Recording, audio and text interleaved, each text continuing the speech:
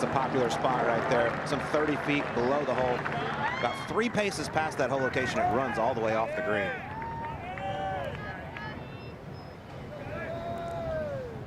To 2.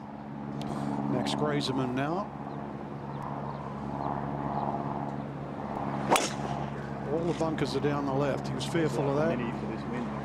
All right. What does this finish? Right of right. Yeah, that's the trample down area, but you can see there's tons of trees down there. Rolling the dice here at the second. 15. Third shot, like Rory. Schauffele have to work hard to make a par.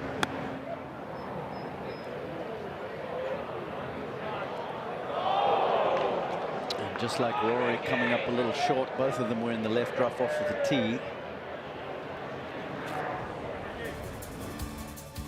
The PGA of America and the more than 30,000 PGA of America golf professionals.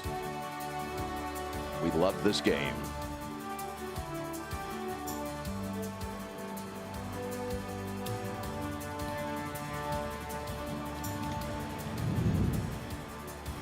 Look at the wind conditions, 15, 16 on the card today. They're almost exactly the same yardage.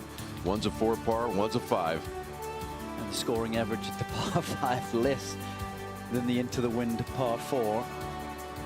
Because of this wind, 17 and 18 will play with help in the wind as well.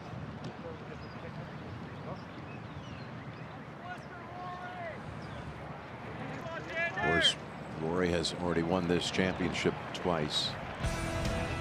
Look at what he has done on this important round. He started 5 back and 1 over par. Walked right onto the course and opened with a birdie. Yeah, the last 2 rounds, that putter has started to wake up for him. Par 3 fifth, another look at birdie. And it's a very nice bounce back there after the bogey at the 4th. So gets back under par for the round. This is at 6. Check at this shot right here. Uphill, 397. He's taking a cut at the green. Look at the size of the landing area, how the width of it. There's nothing there. He threaded it, knocked it on the green. And there's Dustin Johnson up on the green saying, come on through, Rory. 2-putt birdie just as we're about to come on the air. Par 5, 9th. Play this beautiful pitch. Just below the hole. So he goes out in 32, 3 under. You talked about his putting stroke. This is one really sweet example of it right here. Yeah, a lot of these are downhill putts too. Great speed control from Rory. At 13, par 4, he drove it almost hole high. That was with a 5-wood off the tee. Went on and made that putt. Here's another stroke that you gotta love. These putts are not catching the edges and going in. They are going right in the middle. 105th after his opening round 74. The last player to win consecutive majors was Jordan Spieth back in 2015. Won the Masters and the US Open, but Rory did it back in 2014 on this list. You see, won the Open and then he won the PGA at Valhalla. Of course, broke into the major championship ranks with a win at Congressional, then at Kiowa, South Carolina, the Masters the last 2 years. If he were to win this week, it would be 7 majors. It would be the all-time European record that he now shares with Nick Faldo. Sir Nick has 6 as well. Let's go to 4. Well, this man might have something to say about it. That was a nice aggressive run there, Cole. Left himself the proper spot. With this wind, you got to be thinking out here today. Yeah, his coach, Randy Smith, told him before the round, be patient, give what the hole locations give you, and go out there and perform surgery. No need to go total demolition. To 16. And Dustin Johnson playing with Jordan Spieth here at the par 5 16th. What a beautiful shot here. Brilliantly judged. You can see there by that ridge in the green why he had to loft it so high. Back to 15. And Schauffele has this for par.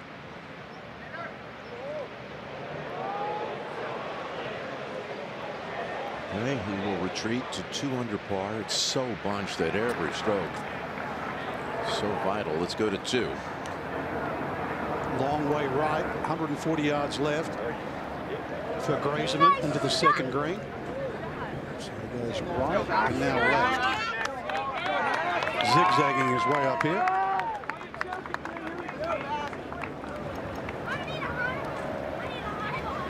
Go to 16. Dustin Johnson tapped in up at the green, so ready to go back in the fairway. And Brooks Koepka has drawn a gorgeous lie in the left rough level, can get the club on the back of the ball. He has 5-iron, but anything flying at the screen with any sort of speed, Andrew, you run the risk of through the back, which is not a good idea. Front bunker, fine. It's come out hot. And there he is in that front bunker. And the right side of it, too. Should be no issues there for Brooks. 1 over on the back 9 so far for Koepka. Okay, Mark, how does it look for Rory? The lie is 50-50. You can actually see the ball, but there's just a little tuft of grass in behind it, which tells me flyer. 200 covers the bunker. This is 8-iron. Looks like he's looking up the throat of the green on the right. Right at the TV tower would be ideal. Left edge.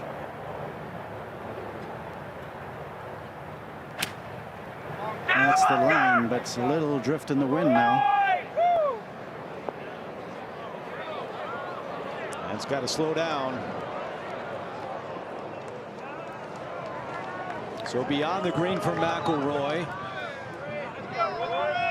Try to get up and down and get to 5 under par.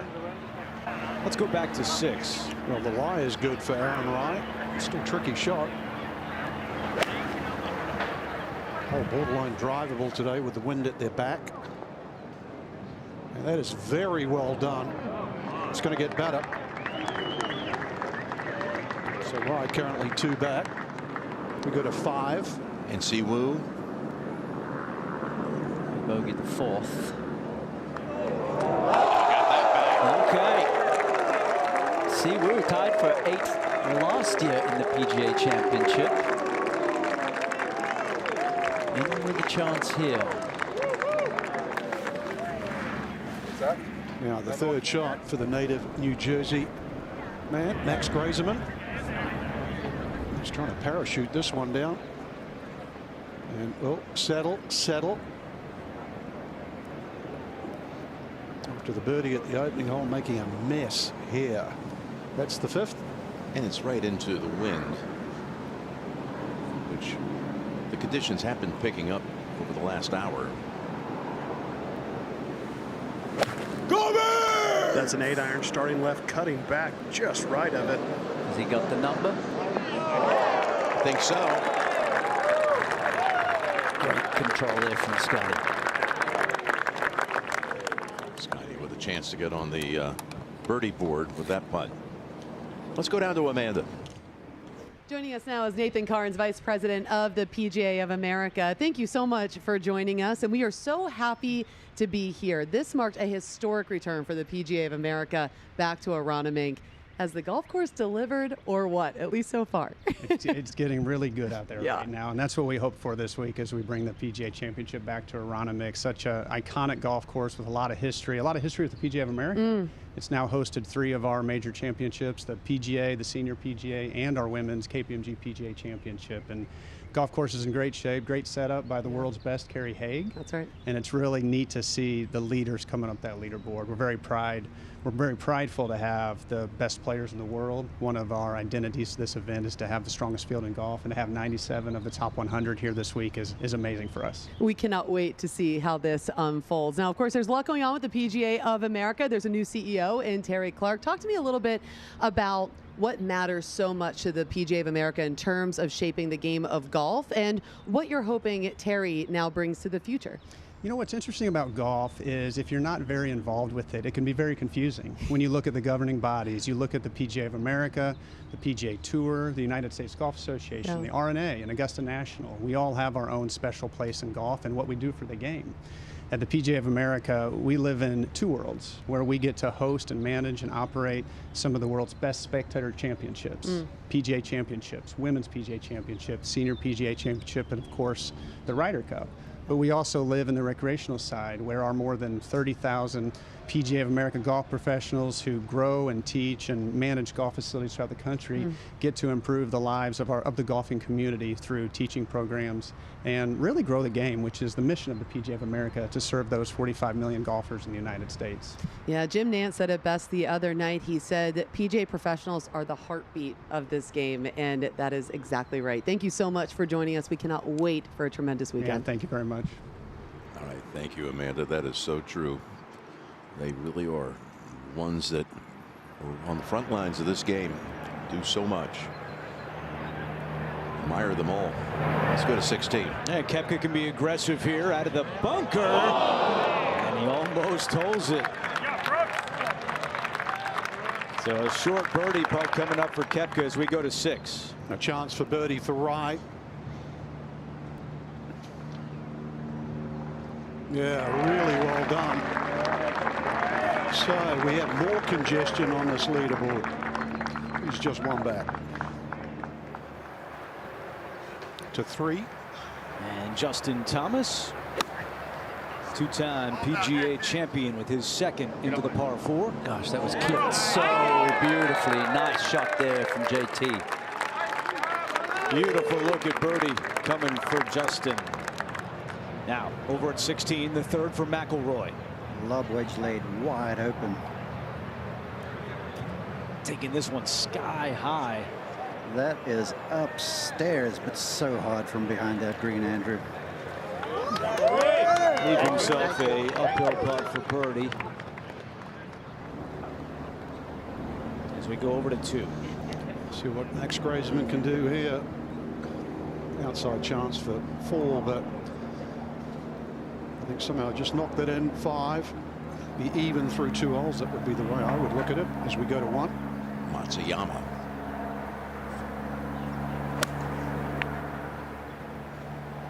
Hard to find a better iron player than this guy. That's a beauty. Yeah, from 125, that's well controlled. At 12, Corey Connors.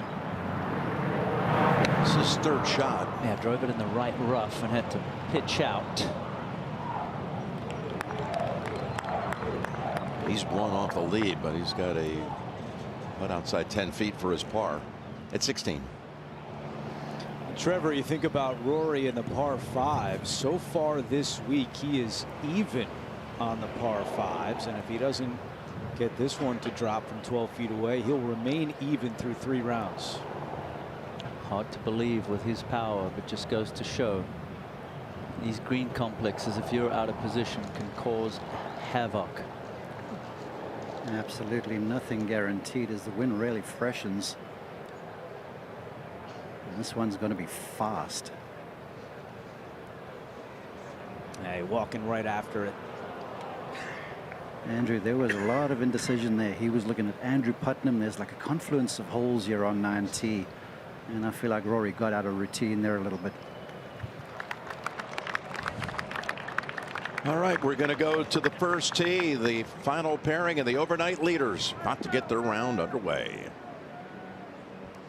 Good afternoon, ladies and gentlemen, and welcome to the 108th PGA Championship. This is the 2:40 starting time.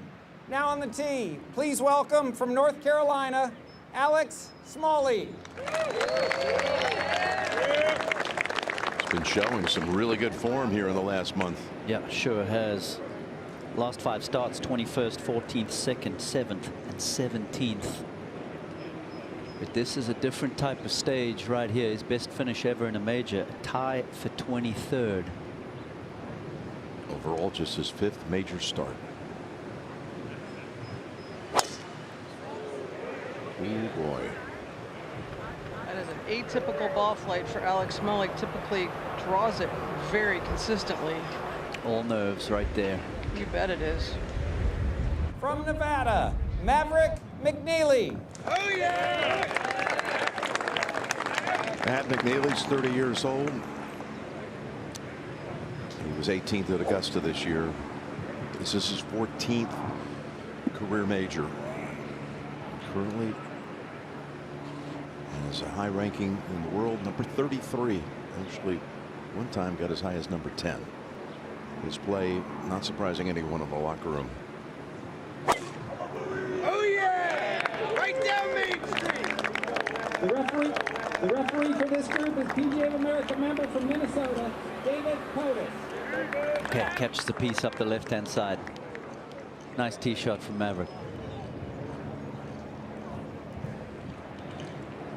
So these two had to sit back and watch all of this action around the course here for the last couple of hours. There you see Alex Smalley.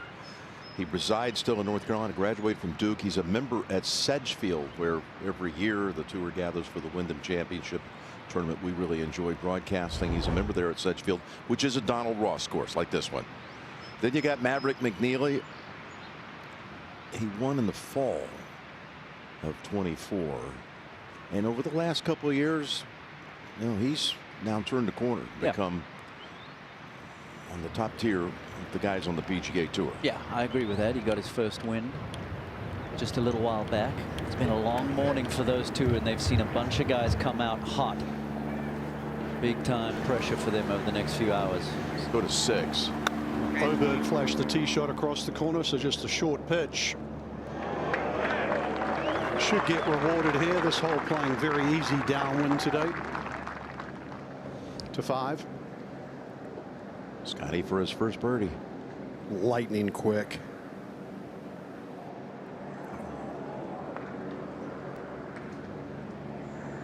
Second nice look at birdie. He's in neutral right now. To 17. Live here. Beautiful look at 17. Difficult par 3. Now, the last time you had two players with 5+ majors each playing together, PGA Championship, was 2014. It was Tiger and Phil. Today, Koepka and McIlroy. Strong wind off his left. 200 is the must-do over the bunker, and this is 8-iron. Towering in the air, but getting swatted by the wind. Oh, poor shot. Rolled up here on the line. That could plug coming from that height.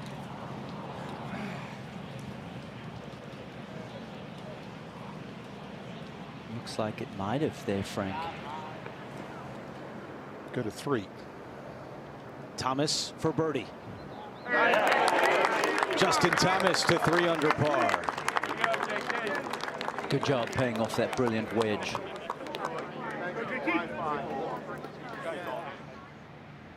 Over to 6.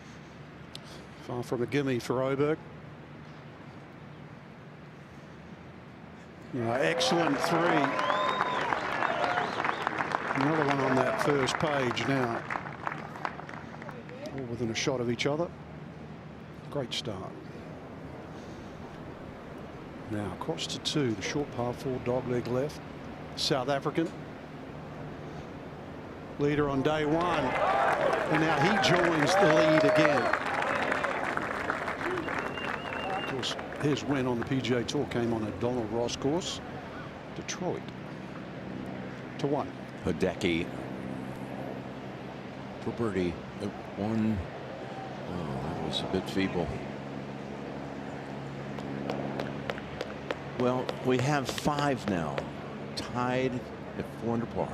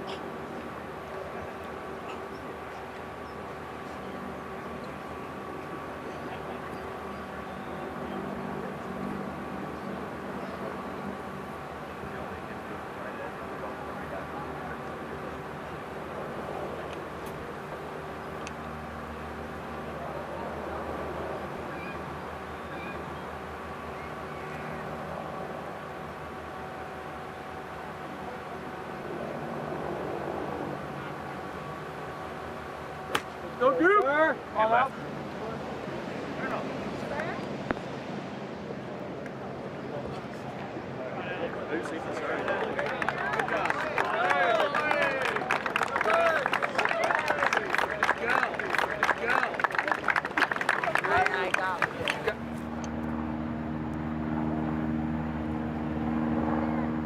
The ninth hole is the most gettable hole at Aronimink. And here comes Jon Rahm into this par 5. After a 368-yard drive.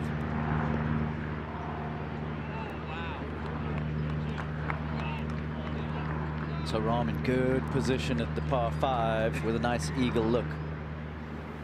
2 putts to tie the lead. Back at 1. McNeely. This is all go from here, just a wedge.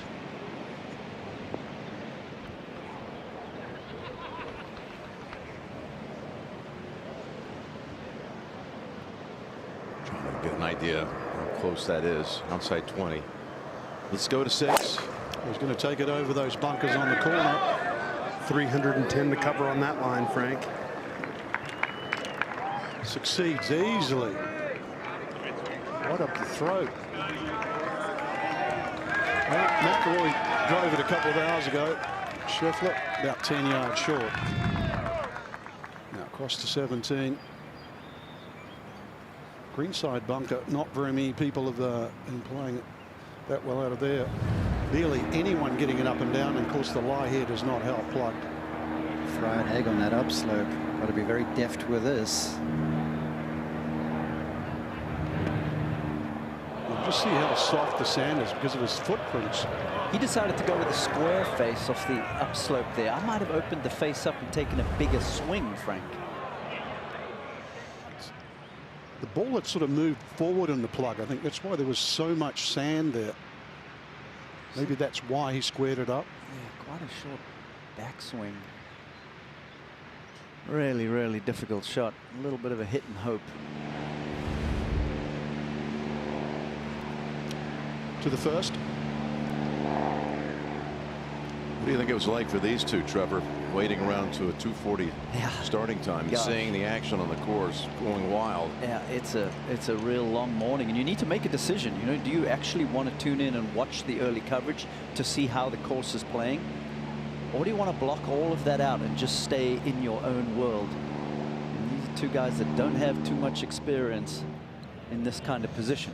Go to 17. Now the third, try and chip him for par. And that lie had nestled down in the greenside apron too. So all in all, pretty messy, Frank. We'll drop a shot. And we'll look. Fluffy lie. Technique solid. But you have to trust the greens here. And they're far from flat. Once again, the first. Okay, the last two. On the green at 1. Not exceptionally close in either case. Trevor, to your point about these guys watching earlier today, they may have gotten an idea of the hole locations and the nuances around there, but the atmosphere is completely different. This wind has really picked up over the last hour, hour and a half. And this one better take a seat quickly. Guys leading in putting stats coming into this third round this week. Well, it's going to get an early test. Over at 6. Not far to go for Scheffler here.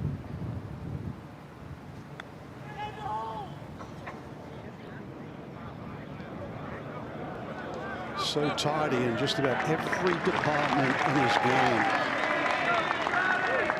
Just love how he played that, running it up there. Okay. This, if it goes, would give the outright lead.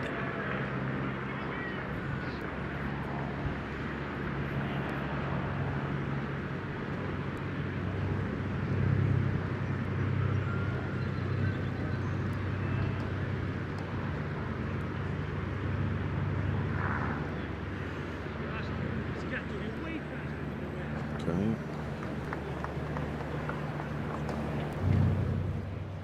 Back to 17. Just a tap in, but he joined the 6th major club. was won at Augusta. It tied Trevino, Faldo, and Mickelson to 16. And here is Schauffele, long way away for eagle. 75 feet for a share of the lead, and leaves himself with a little work for birdie. Back to 1. And McNeely. Verified air for this guy. The first time he's ever been in the top 25 in a major through 36 holes. That'll be stressless. To 6.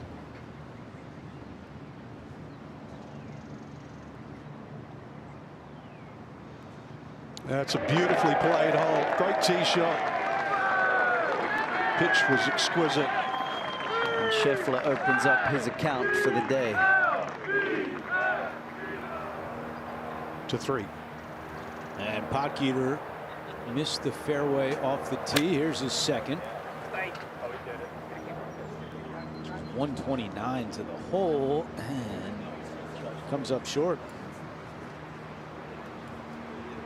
Just 21 years of age.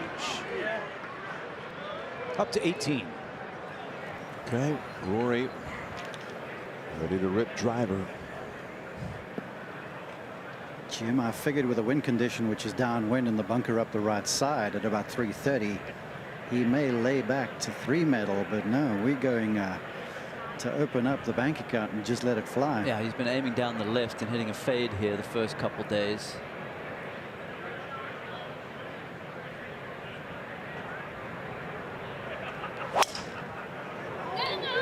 Out in front of that one a touch. Oh yeah, the arms were way late.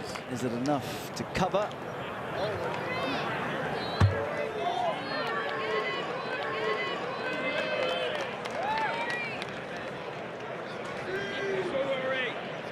Not so sure. Looks like somebody's got it up there in the rough. Rory was driving it so well in the middle part of this round. Missed some fairways coming in. 13 was drivable. Okay, hit 5 wood into a greenside bunker. Missed it at 15 with the tilt in that fairway. 16. Same thing at 16. Yeah. On that occasion here on 18, he was trying to go over it, which is like 345 uphill. I know there's some help in the wind, but still, it's a big ask.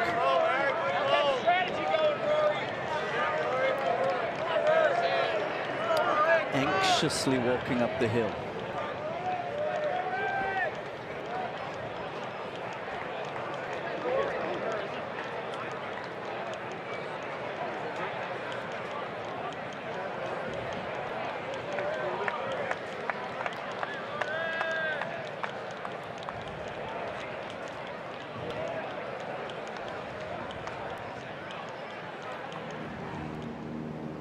Back at 1, small lead.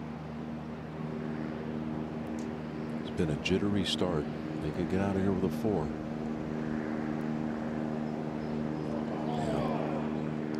Jittery is the right word to use.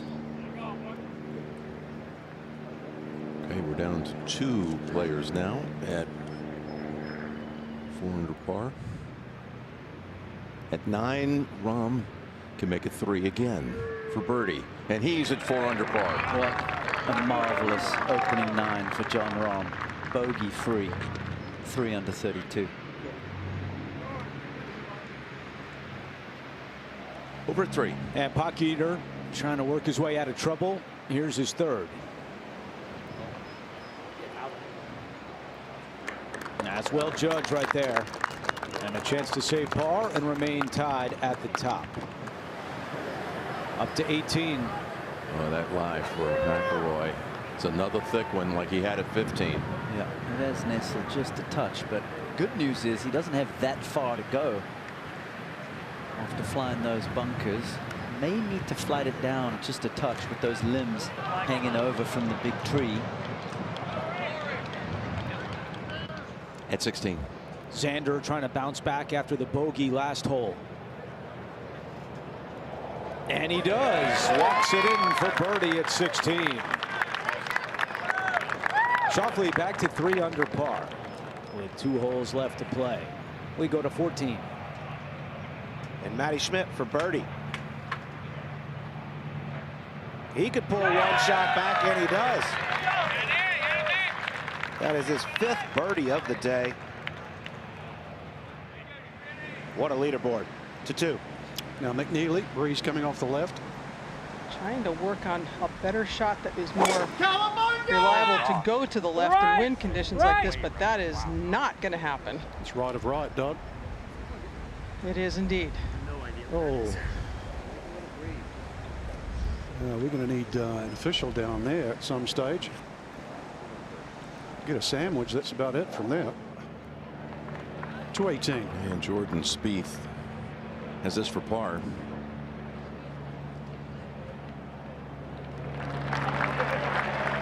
And an even par round of 70.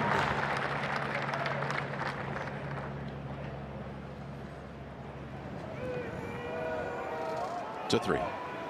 Potgieter for par.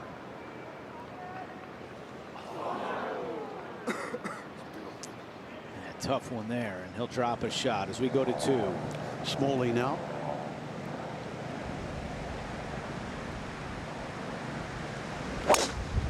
Should be a simpler tee shot for Alex Smalley.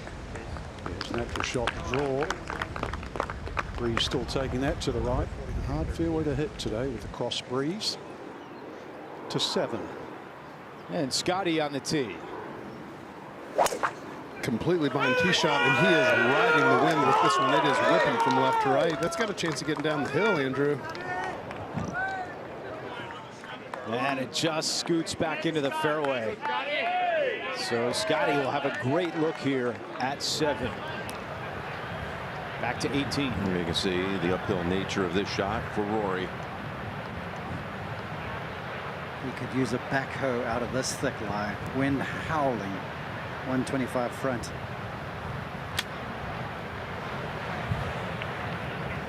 Needs some help on the ground. Yeah, he had some limb issues there, so tried to go low, but caught a soft bounce. A lot of work left. Try and make a par here after the untidy bogey at 17. Just trying to get as steep as you can on it. Problem was you had to keep the flight down as well.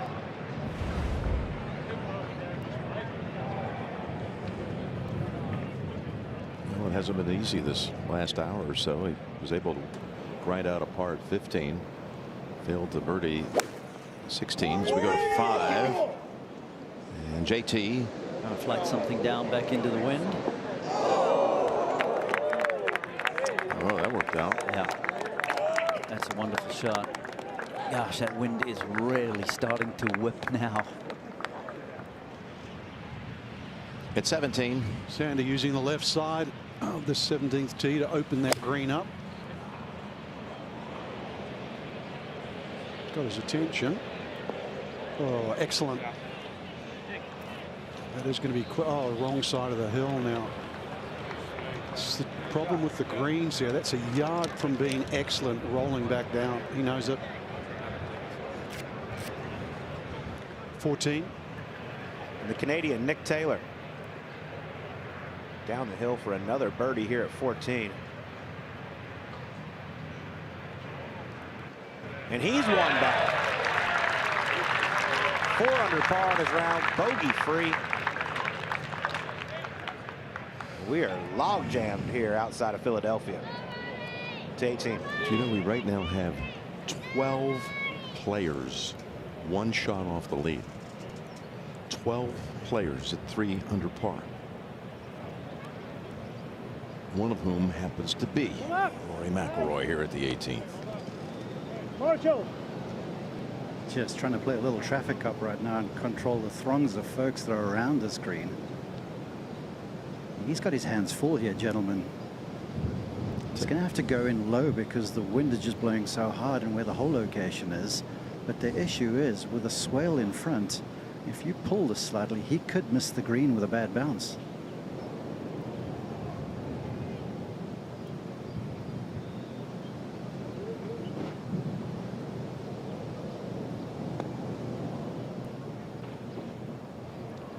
It's off the high side. Good feed down there. This is really, really good from McIlroy. That is magical, Trev. Yeah, that's 9 out of 10 right there.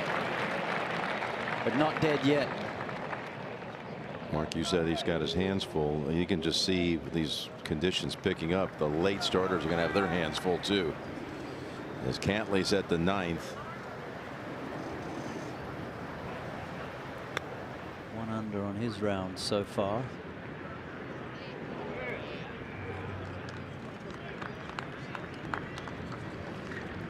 Great example right there. These shots like that, putts like that, they have so much break to them. Might be close, but it's not easy. At 7. And you can see the tilt here at the 7th hole for Scheffler's second. That's a gap wedge, and it is long. I think the wind just switched on him there, Andrew. It was in, and then it went dead across as he struck it. Wow. Had a great look at it, too. And now, long way away for birdie at 7 for Scheffler. To 5. Cam Young, he's 1 over for the day. Just inside of 38 feet. Oh, wow. That was moving. With some authority. Hasn't made a par since the opening hole. 28 guys within 2 strokes. Over to 2. No idea what Maverick has from here. I can tell you it's 145 with a very firm lie. Trees, a flagpole in his way. Carry it all. Well done. Well done.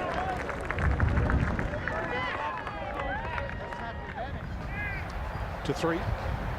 Chris got her up with his approach. Made par at the first 2 holes.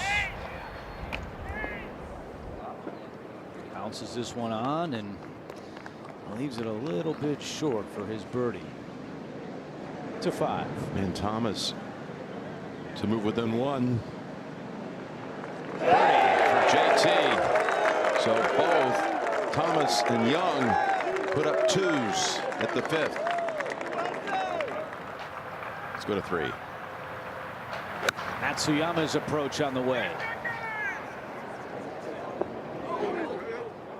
And carries too far. And goes beyond the green here at the par 4. That is in all sorts of trouble there, Andrew. To 18. Koepka.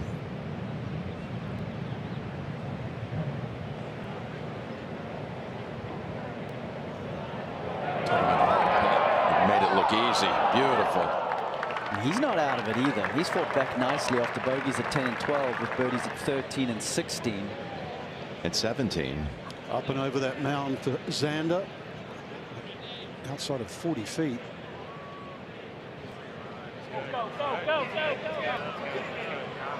Yeah, so well done. 18. 7 feet away for par. What a save. That is huge right there. 27 putts today for Rory after 34 on Thursday, 30 putts on Friday, 66. Who knows where the lead will be by the end of the day, but doesn't look like anyone's going to go race out there and get too far away from that 300 total McIlroy has right now. I would totally agree with you. The winds are starting to get even stronger. The greens are going to get firmer. I don't think he'll be too far away from the lead. His 6 major wins, and all of them he led or co-led after 54 holes. He's right now 1 back. 66 for Rory.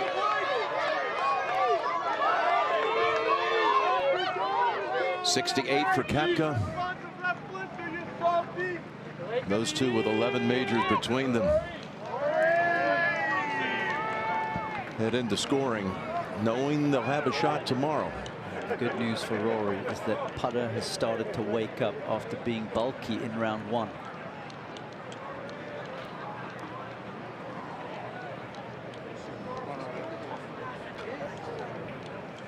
I think Rory saw Koepka's child before Brooks did and said, he pointed back there. And Brooks now walking away a happy man with his little one in his arms.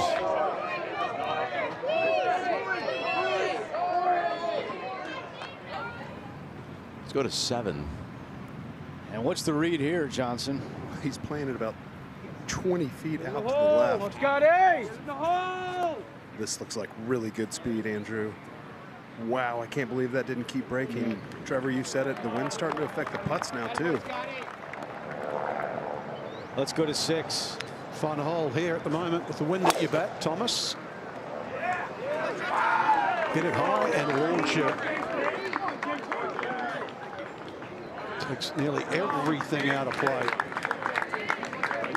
Fresh off a birdie at the previous hole. To 9. And can't lay. Up a little ridge, then down. And this is the thing. Sometimes, because of all the slope, you could make some of the efforts from close range look ugly. Oh, yeah. Especially when you factor in that wind as well. Let's go to 10. And John Rahm trying to open up his back 9 with a birdie. This would get him to 5 under par. This whole location in a valley on the 10th green. Good speed for Rahm. And he'll remain at 4 under. Of the later starters, he's looking the best right now to me, Andrew. Meanwhile, at 7, Scheffler for par. Oh, no. There aren't any gimmies out here. No easy putts on this golf course today. And after that huge tee shot as well, Johnson, huge mistake. Now back at 3, the 3rd for Matsuyama. That's a good touch there by Hideki. About as good as you could do.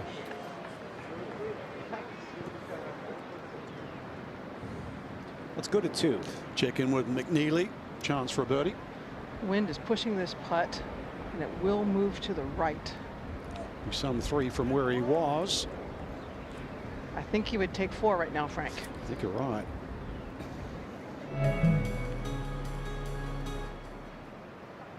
Now Chris Goddard. His long birdie putt at 3. Almost. Got her up.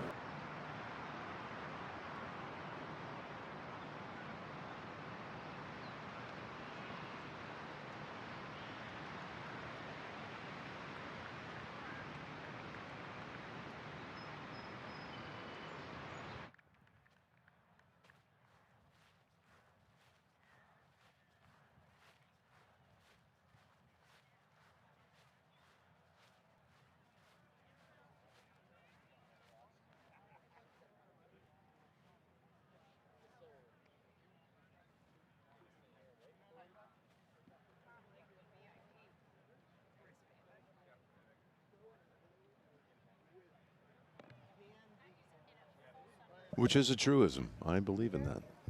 Yep, 1, 2, 3, 4, 5.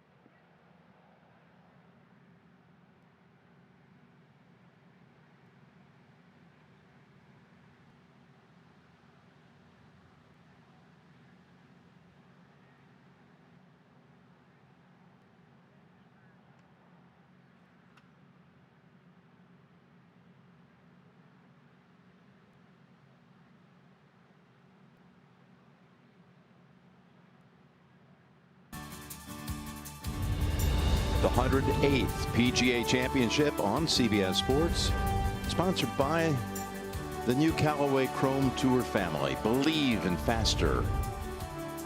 GMC, we are professional grade. And by Golf Galaxy. This is Boathouse Row, Philadelphia. It's a historic landmark. Certainly reflects this great city's fusion of sport, culture, and history. Those boathouses you saw were built in the second half of the 19th century on the eastern bank of the Schuylkill River. We spent some time on the Schuylkill Freeway this week as we go to the third. And our leaderboard looks a lot like what we saw on the freeway. Jam-packed as Matsuyama misses his par putt. Back on the third tee. Here's McNeely. That's on the much improved line, Andrew. Baby fade. Yeah, well played there by Maverick, who's up to number 33 in the world. 7 top 25s this year as we go to 6. Thomas has elected to pitch this. Go a little lower if he chooses, but not to be. That well played brings at his back. 18. Xander, if he would hold this, he would tie the lead. Late break from the right.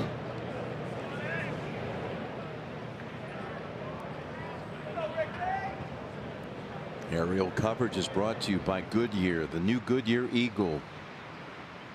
Grip and rip.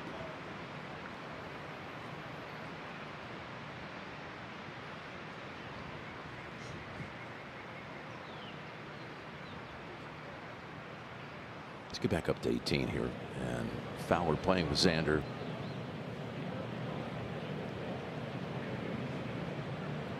Solid round going for Ricky. 2 birdies, no bogeys.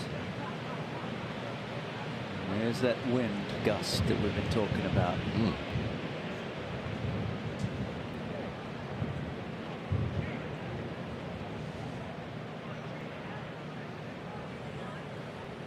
Been 3 events here since 2010. PGA Tour events here in 10 and 11. Won by Justin Rose and Nick Watney, and then Keegan Bradley in 18. There are only 2 players in the field that played in all 3 of those. Ricky Fowler and the PGA as well. Justin Rose as well. Come on now. Fowler comes in here in good form. Tie for 8th, 9th, and 2nd in his last 3 starts on tour. Yeah, remember what he did last Sunday. If he could do that again. Let's go to 6. And another one ties the lead. This time it's Thomas, a 2-time PGA champion. Nice little run. More than erases the bogey back at 4 to 8. And our first look at the downhill par 3. Coach, is it even possible to get one close to this hole location? I saw a couple earlier with a little less wind, Johnson, but today, left to right wind, green runs that direction. Virtually impossible. Well, that's not too bad a spot right there. This hole is brutal. The scary thing is it can play about 40 yards longer to 3. And McNeely with his 2nd. Just a sand wedge, but a big red X beyond this flag, Andrew. And we saw Matsuyama go over the green and not be able to save par, and McNeely comes up well short of today's hole location to 18. We're going to be cautious on all of these. Again, this is Xander. We watched Ricky back off a long putt. Try to steady himself, let the gust die down a touch. Similar to Rory, trying to make a nice putt here to get in the house at 3 under.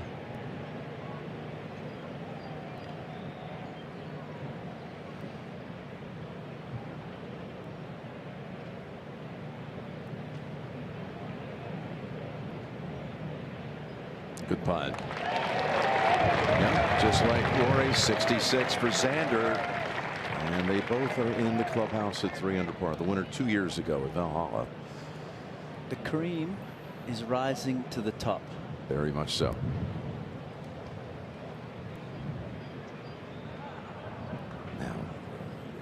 Ricky to remain just 3 back. Shot 65 last Sunday at Quail Hollow Club. Made a great run before finishing tied second to Rayton. He's going to be happy with that card, all things considered. I know he would have liked 1 or 2 more, but not a bogey to be found. Yeah, very, very impressive, particularly on the second 9 as conditions have started to get a little more spicy. Let's go to 7. Tee shot for Justin Thomas.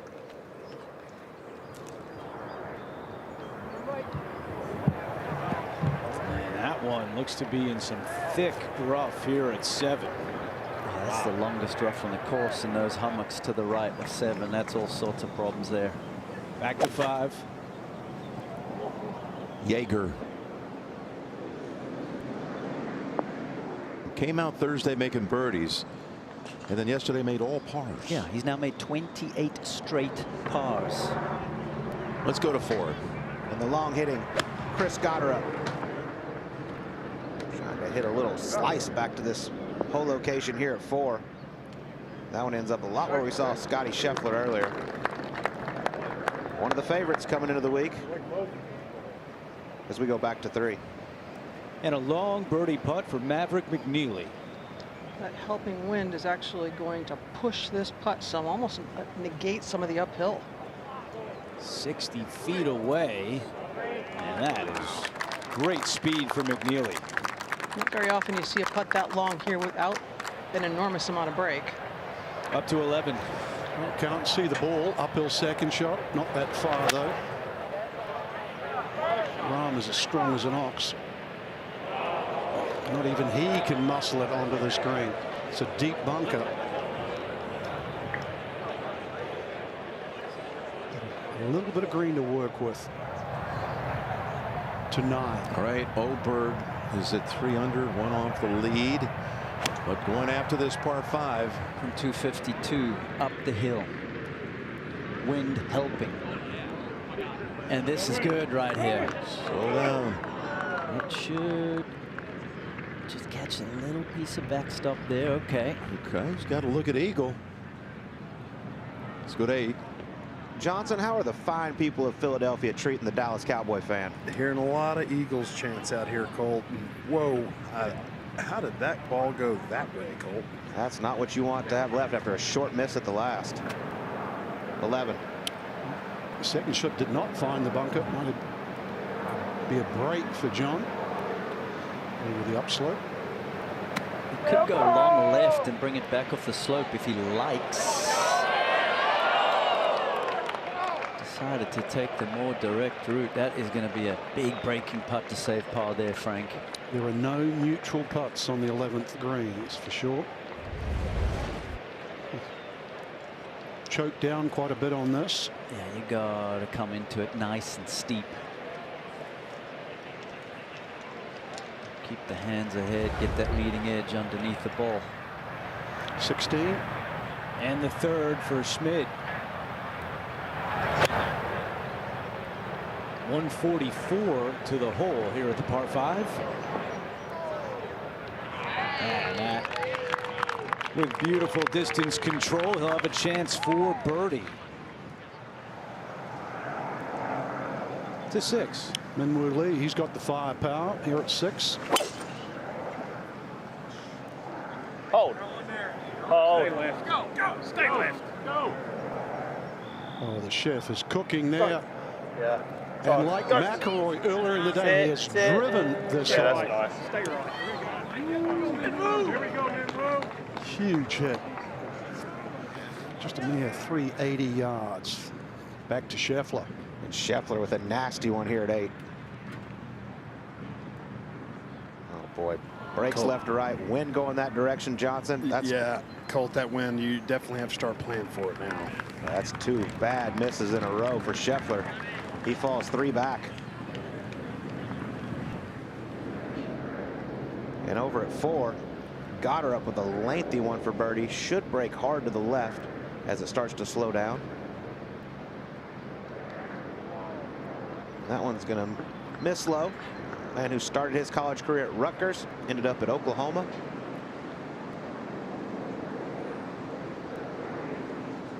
Here's Jaeger. Okay, so 29 straight pars. Well, not going to hurt you. No. Especially when the lead scorer on a Saturday is just at 4 under par. This is something else. Philadelphia enjoying the world's best here by Aronimink and the PGA.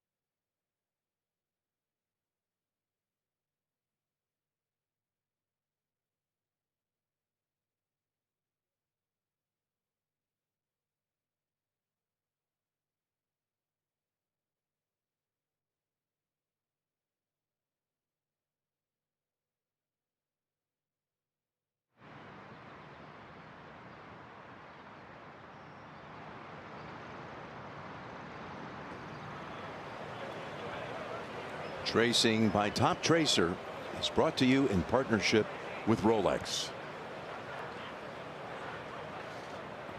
And we go to the 16th. And Schmid for birdie. And a share of the lead. Third birdie on the back, and Schmid joins the crew at 4 under par to 11. Par putt now for John. And it's going to break left, that I can tell you. Never high enough or enough speed. So first drop shot for quite some time for Art. Got 22 holes on my math. So he'll drop a shot back. He's the chaser now. We go to 7. And it is trouble here for Thomas, missing into the deep rough off the tee, just trying to hack it out of there. And he's going to go to the rough on the other side of this hole. Good job by Justin just to get it out, but a lot of work to do now here at the par 4. To 9. Andrew Novak. Eagle chip. Oh, some yesterday, and there's one today. Okay. Had Koepka also chipped in from over there for an eagle 3. He needed that. Look at that. He was 3 over for the 9 until the eagle. So that helps. Remember, he's playing with Oberg, who will have an eagle attempt to take the outright lead at first. And we go to the 4th. And Mav. That is 7-iron on the way, trying to flight it down a touch. That just howling straight in. Yeah, these guys have really struggled with this second shot. A lot coming up short there, Dottie. Has to be because of the different wind direction we have today. To 7. And now the third for Thomas. Brilliant! Can't get any spin out of that rough. So he'll have a tough one for par as we go to 17. Schmidt now on the tee. See if he can cut one in here. 7-iron should be enough for him. He's a strong boy. Right side of the ridge as well. Having an excellent tournament. Nearly won Colonial last year. We got a 12. Here's Ron coming off the bogey.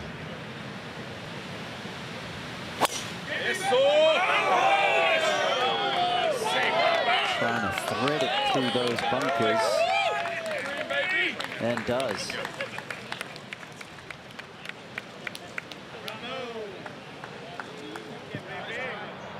Meanwhile, with the 2 gloves, Aaron Rai at the 10th. And his second shot. 218 in for Rai here to open up the back 9. Oh, what a shot here. Will it come back down into that valley? Yes, it's going to work. And get even better for Aaron Rai. Tremendous shot for Rai, and he'll have a putt to get to 4 under as we go to 14. And Cam Smith had missed 6 straight cuts in major championships before breaking that this week. Oh, that's all over it. One of the best of the day here at 14. Cam Smith looking like the Cam Smith of old. Chance to get within 2. But right now we got 3 tied at the top. Justin Thomas, Matty Smith, and Maverick McNeely. It's a gorgeous day outside of Philadelphia here at the 108th playing of the PGA Championship.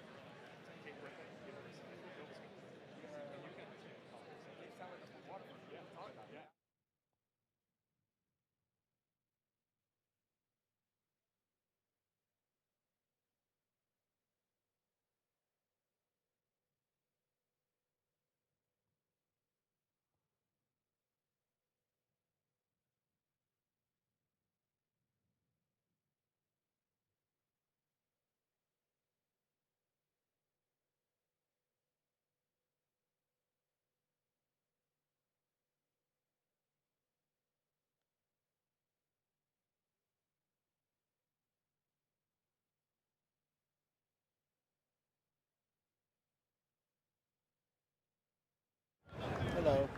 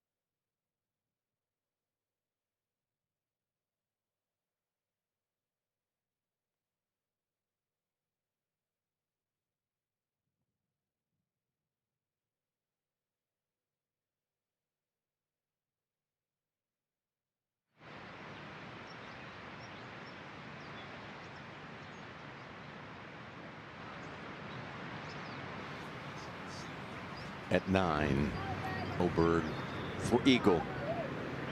Downhill, but back into the wind.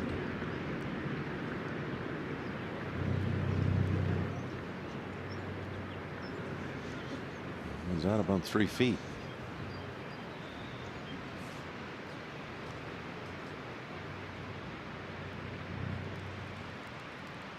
See what JT is up to. He's been struggling here at 7. Yeah, long putt for par, Jim.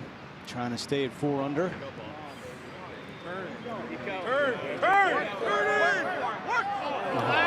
Good try by Thomas, but that tee shot is going to cost him here at 7.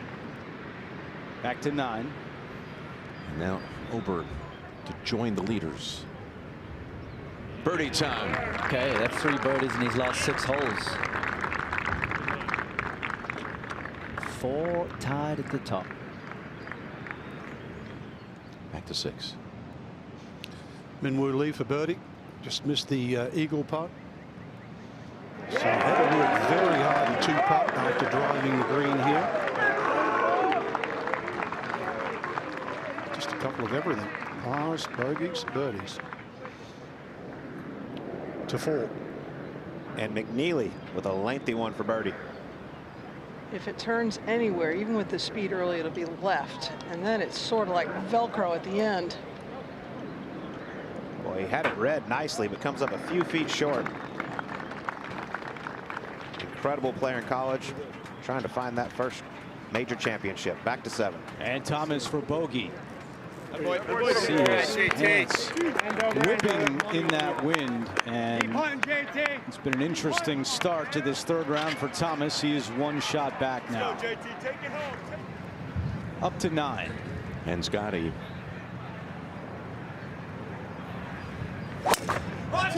Desperately needs to find this fairway and make something happen, and it's up the left and looking good again. Driver's on point today. He gets a huge kick forward. Still going. He did not make a bogey all weekend at Augusta, but he's made 2 consecutive bogeys on this side.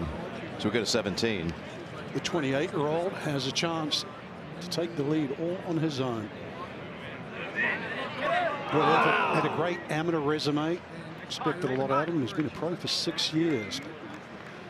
Still hasn't quite hit his strides as we go to 12. And Rob.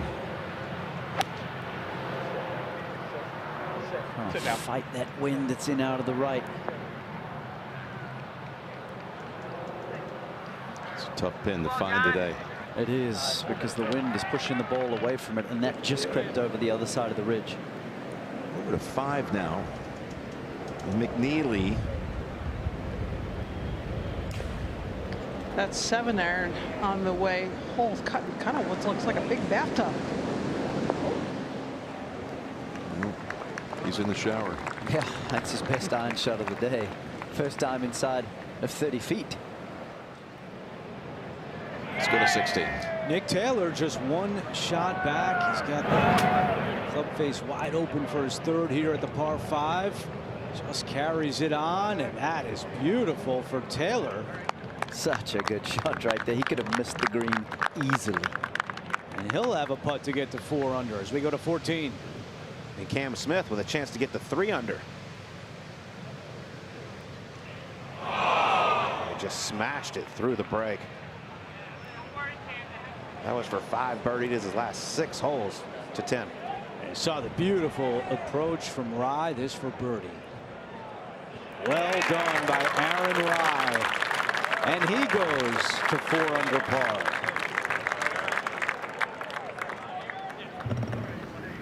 Back to 6. Stephen Yeager drove it just short. He's not the longest out here. Shows you how strong that breeze is. If you can get it up nearby this green. Go to 8. And players have been saying the hole locations are a little easier today, but not this one, Mark. Absolutely not. And that 6-iron is getting bullied by this crosswind. That was way right, and that looks to be on the downslope of that green side bunker. Good news is he has a lot of green to work with. Back to 7. Minwoo Lee with his 2nd. It's the part of the game he's been working very, very hard on, controlling the wedges. Just like that. Paid off right there. What a shot. And that'll be for his 3rd consecutive birdie as we go to 9. And Scotty. 235, plays 12 yards up the hill. Probably just want to land this right on the front, Trevor, but downwind I may have to bounce it up.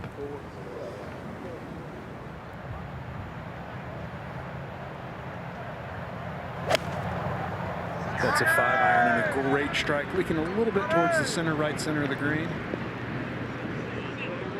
Just hang on. Oh, it nestles down there. Will be coming back into the wind, but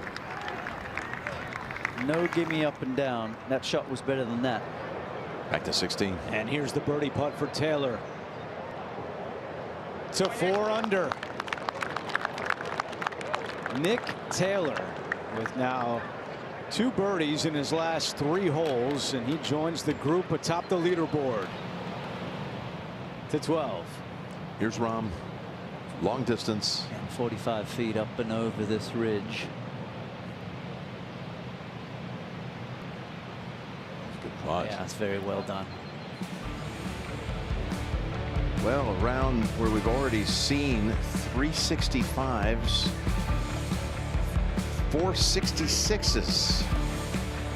Schmidt, he's 5 under for the par 70 layout. So is Nick Taylor.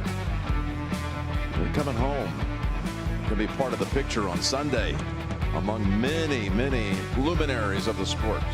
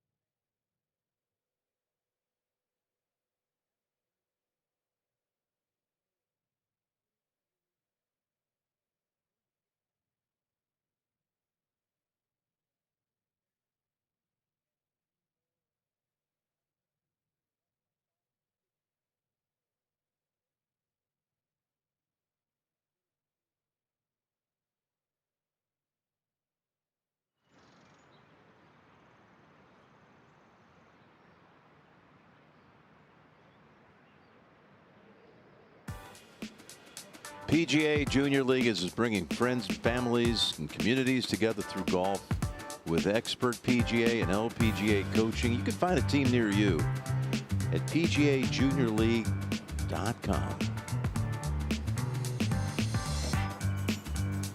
Speaking of PGA professionals, 3 generations in the Thomas family. Grandfather Paul, Father Mike, and Justin Thomas. Playing it today with Cameron Young. Of course, Cameron's dad, David, distinguished pro himself up in Westchester County, New York. In fact, Justin right now is in action. That's his second at the par 3. Straight back into the wind, and this flag cut on that little perch, and that's pretty well played, Colt. We've had 13 different players have a share at the lead at some point today. to 5. And McNeely began the day tied for the lead. His playing companion Alex Smalley, who blew his opening tee shot right, is 3 over through the first 4 holes. It's gone south. Let's go to 7. Minwoo Lee for birdie. Oh, no! After that beautiful shot into the 7th green, he cannot take advantage. To 9. Here's Scotty. Delicate shot here, Trevor. Back a little bit into the breeze. Came out so dead on him. He's got that for birdie. A hole he was hoping to make up some ground. He's a little frustrated right now. See it. Nick Taylor having one of his best major championship events here. How ambitious is he here at this difficult hole? Oh, gets the good hop. This is going to funnel close. Wonderful shot. Just one top 25 in majors for Nick Taylor as we go to 10. And Oberg went long in his approach, and now playing it back towards this middle hole location at 10. That is well played. He'll have that for his par to remain tied atop the leaderboard. To 11. Aaron Rye now, center of the fairway. Ooh, a very good short iron player. Going to need one here. Settles nicely. Now across to 6. Chris Goddard hunched over this one. More importantly, to tie. Yeah, well done. And he has game too. He's a fun watch. Colt referenced it. Power to burn. We go to 18. And the man from Germany, Matty Schmidt.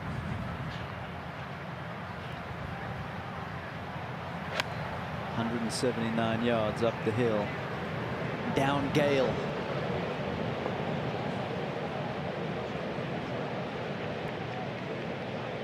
Okay, that will be an adventure for the 29-year-old. Sure will. A couple ridges he has to deal with from there.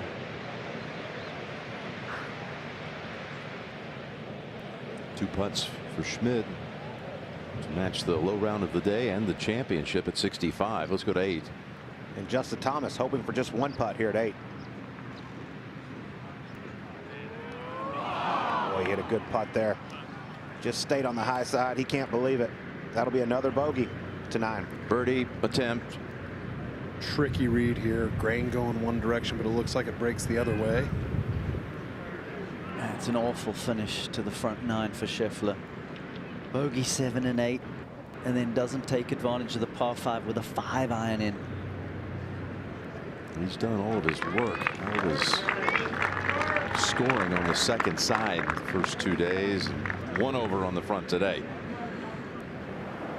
Shaking it off.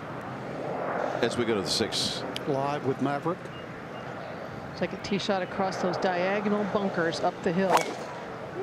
Dottie, do you think this counts as a cape hole? I think you can make a decent argument for it.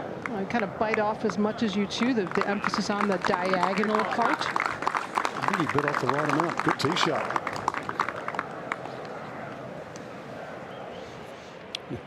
Now a chance to take the outright lead at 11. Oh, in it goes.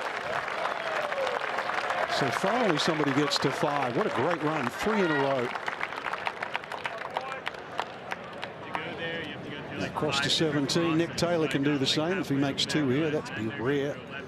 17. Club has been a problem for him this year. Changed the grip a few times. Trying to get settled.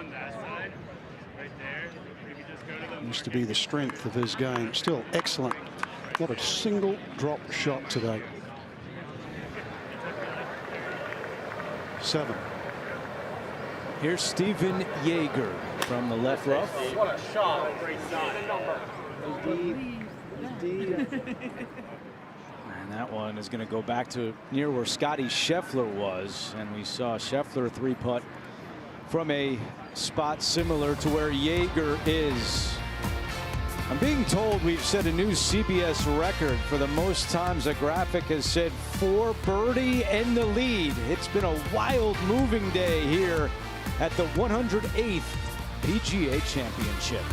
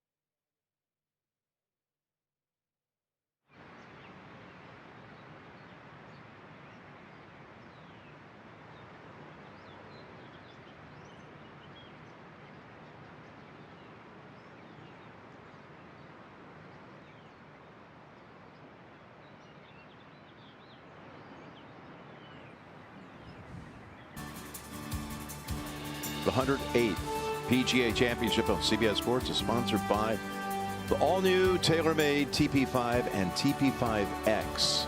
Built better. Taco Bell. And by T-Mobile. 5G solutions powering the PGA Championship. Valley Forge National Park is only about 8 miles from here. It's where George Washington and the Continental Army took refuge during the winter 1977-78. We're at the 7th hole. And Jaeger, long putt for birdie. Oh, that better get going.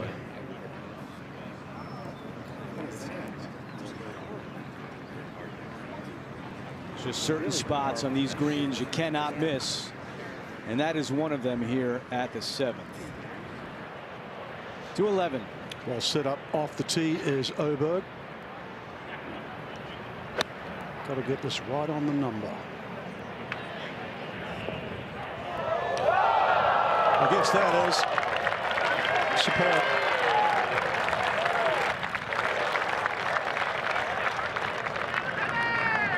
Okay, Matty Schmid trying to take refuge here like George Washington did back in 1778. Yeah, a lot happening. Up the hill, down the hill, and now up again.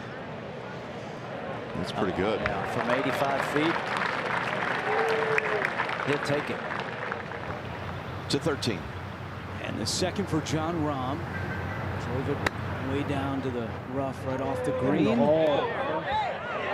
this is well played by Rahm. Third easiest hole on the course today, the drivable par 4 13th. As we go back to 7 and Jaeger to try to save par. So he made 29 pars in a row, and now he's gone birdie and maybe bogey if he finishes it off. To 18. Okay, Schmid.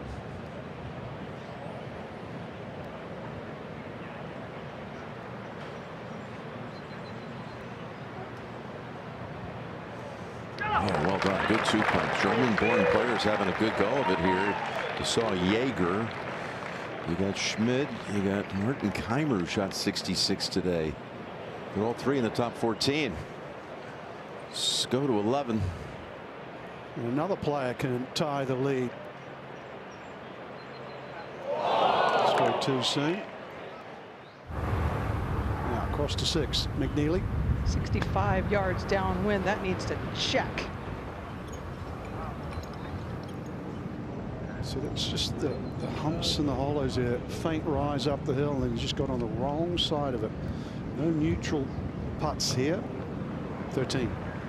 And here's the birdie putt for Rahm. Wow. A short miss for Jon Rahm. And he's in disbelief.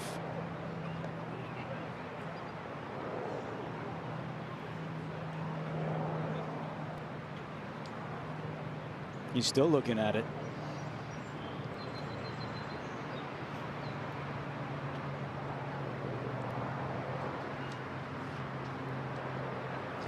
Beautiful second shot, but Jon Rahm not able to cash in, and he's 1 over on the back as he makes his way to the par 3.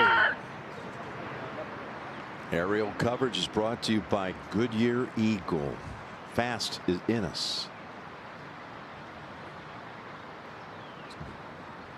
Pretty day here in Philadelphia. Again, we're about 14 nautical miles away. It's not fast in us to get back to the hotel in downtown, but we're having a ball here as we go to the 7th.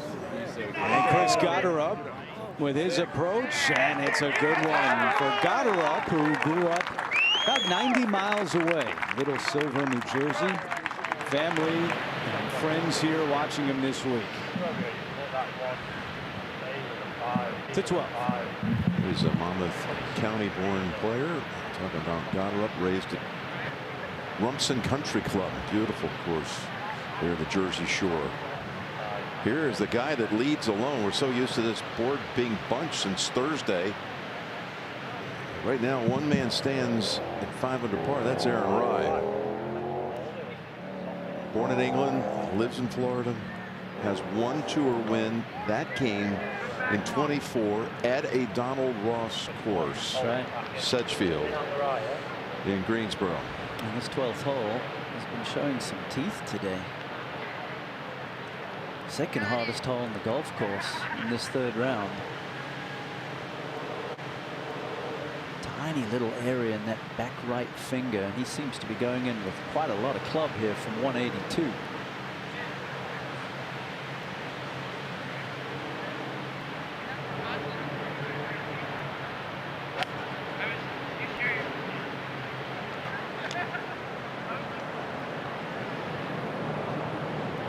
Seeing a lot of seconds end up in that area. From that far back, really was his only option. Nick Taylor is at the 18th. Working on a 500 par round. From 160, needs to get it over the lip, under the tree, and bounce it up there. How about this shot? That's one of the better ones today. Been a lot of good ones. That's exquisite. Just so good. Back to 7. And Gotterup to get to 5 under par. His 6th major start. His best finish was at the Open Championship last year at Royal Portrush when he came in 3rd. That was the week following his win in Scotland at the Genesis. All the way up to number 10 in the world. He's won twice this year, and as we've talked about, Trevor, the wind an issue on these greens right now. Oh yeah, it is for sure. You've not just got the slope, you're going to have to take into account as fast as what the greens are, what the wind is going to do to the ball. Yeah, he was 230. Once you've made your decision, go ahead and stay committed to it. It's going to give you the best shot.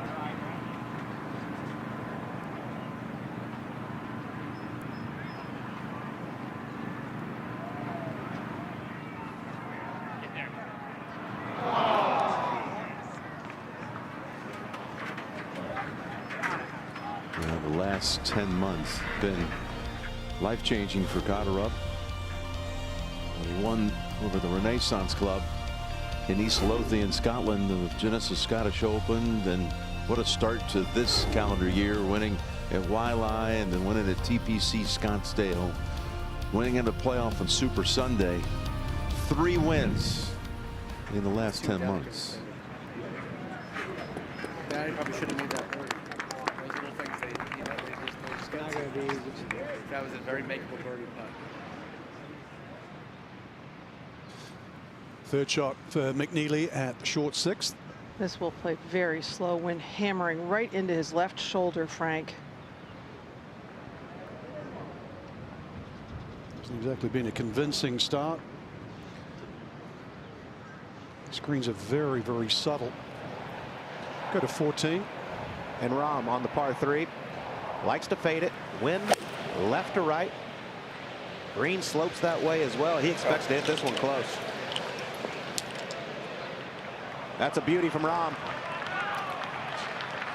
Short miss at the last. With 2 shots back of Aaron Rai. Here you see where the last group is. Group 41 is on the 6th hole. And all the way up here at 18, group 26, you got Taylor with a look at birdie to put 5 under on the board and take the clubhouse lead here on a Saturday. From 8 feet 3 inches.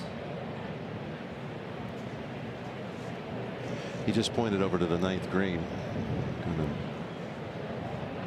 to cede his opportunity to go first to the nearby action. There they are. Par 5 9th. 18 side by side. Back to JT.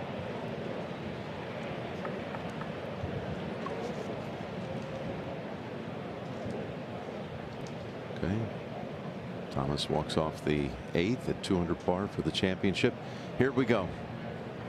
This right here would be, if he holds it, the lowest round shot this week. This for 64.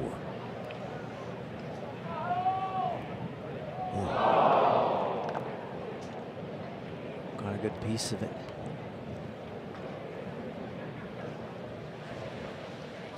Now the leader's over at 12. Inside 40 feet.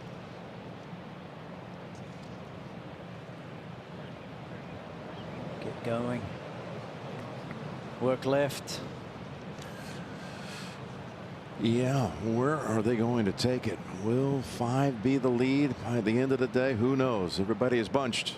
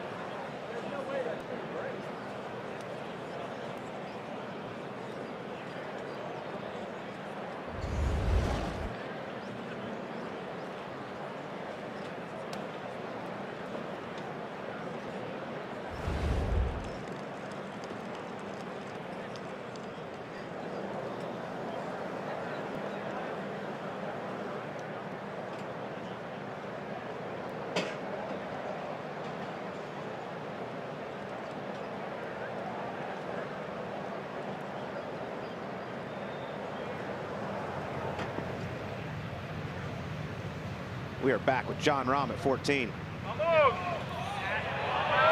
That's a birdie for Rahm. Beautiful putt. Moves to 4 under par.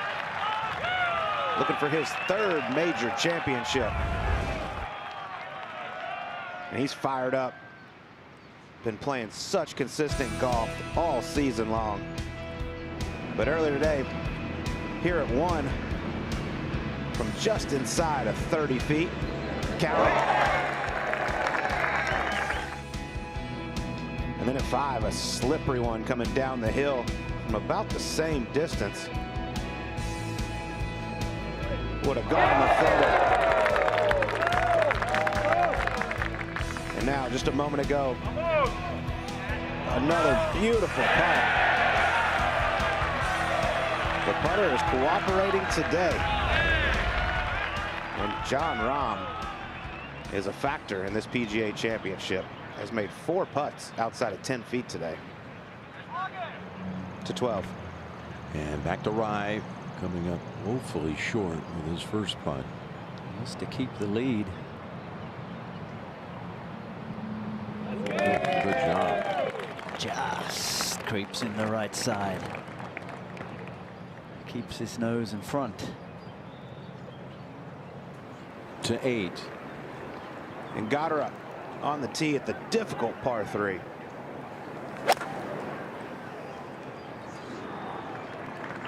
He's not scared to hit a number of different shots. Trevor loves working the golf ball both ways. Yeah, he can move it in any kind of direction and different trajectories as well.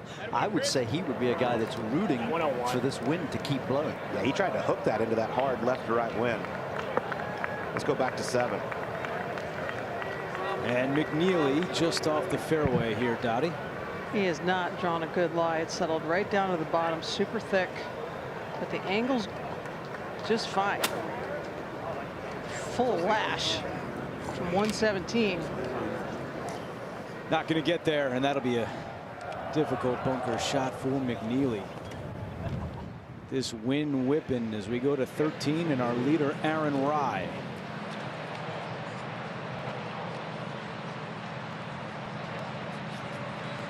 Forward tee box here at 13, playing just 292 today. Told you that earlier today, Christopher Rayton hit the flagstick on his tee shot. And there's a great look from up above.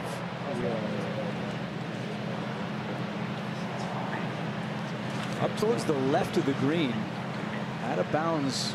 Comes in quickly. We saw Corey Connors lose a ball earlier today. And that wind blowing hard out of the left. You're going to have to make a decision here. If you're going to ride it, then you need to start it near that fence, or if you're going to try and turn it back into it. There have been 2 eagles here at 13 today.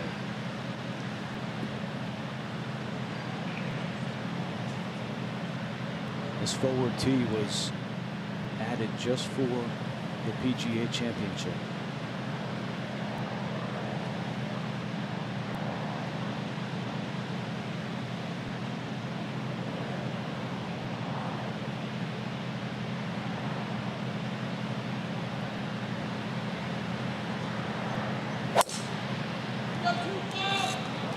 Turning back into it. Looks like quite a nice line here. And I'll just catch that bunker. 1 yard away from getting up on the surface. 266 to the front. And there is the ball of Aaron Rye, our leader. And it shouldn't be a bad place to play from at all. Yeah.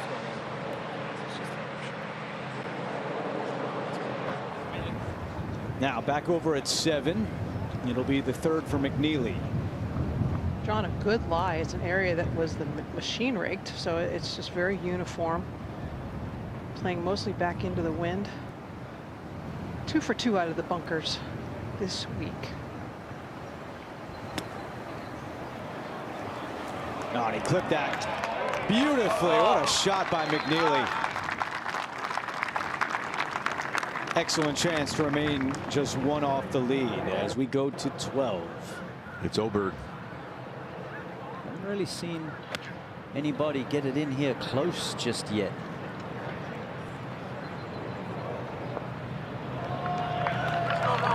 It's pretty good. Oh, yeah. That's one of the best we've seen. Had that good angle on that left side of the fairway to that back right pin. Oberg just missed a close range putt at 11. But he's cruising along near the top of the leaderboard. A fantastic PGA in Philadelphia.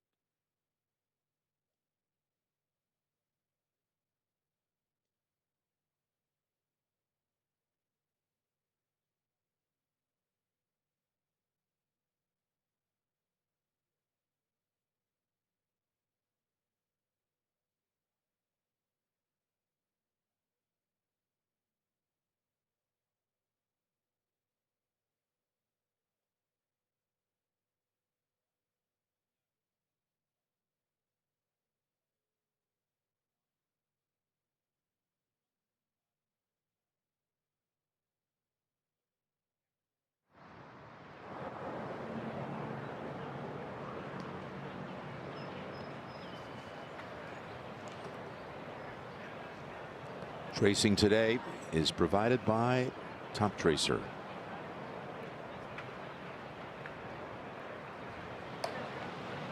Oberg looking at a makeable birdie putt to tie the lead at 12. Sit down. He was on the run quite quickly there. Yeah, he plays fast too. Let's go to 18. Ben Kern, PGA professional and general manager at Hickory Hills Golf Club in Columbus, Ohio. Only one of the Corebridge Financial 20 to make the cut here. Second time he's done so, by the way, so that's impressive. He tied for 42nd at Belle Reve in the 100th playing of this championship back in 2018. Let's go to 13. And the bunker shot for our leader, Aaron Rai.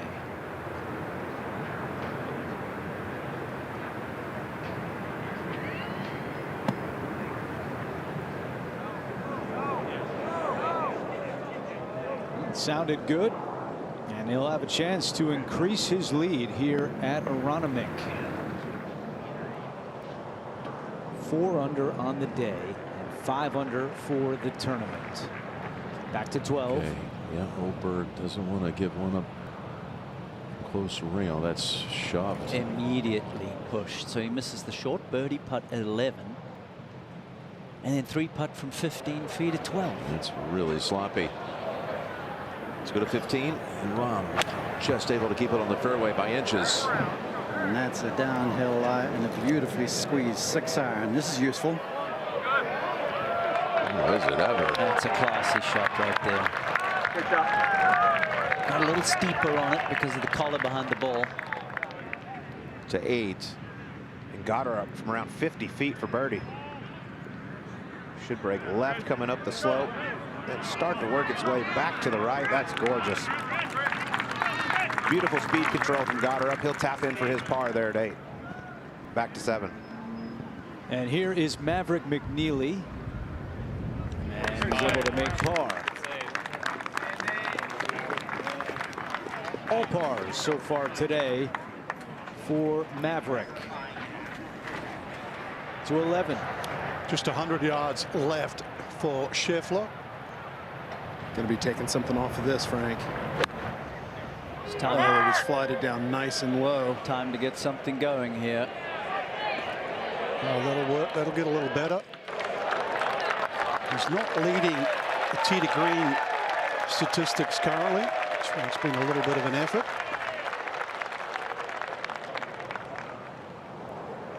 Back to the leader at 13. Trev, what do you like about Aaron Rye's style out here? Well, I tell you what, he's extremely meticulous in his preparation. He's really quite incredible. You know, I think back to the Masters this year. I was walking around just observing him. He spent about 30 to 45 minutes just on the 12th green, trying to figure out exactly where the best places were to leave the ball, where he could get it up and down from, what way his line's going to be with different wind directions. This guy makes sure that he is totally and utterly prepared for every single round of golf. He's extremely accurate. He's a good solid ball striker. Doesn't have too much power. This is the club right here that can be a little inconsistent for him at times. Always very composed. 4 under today and a chance to increase his lead.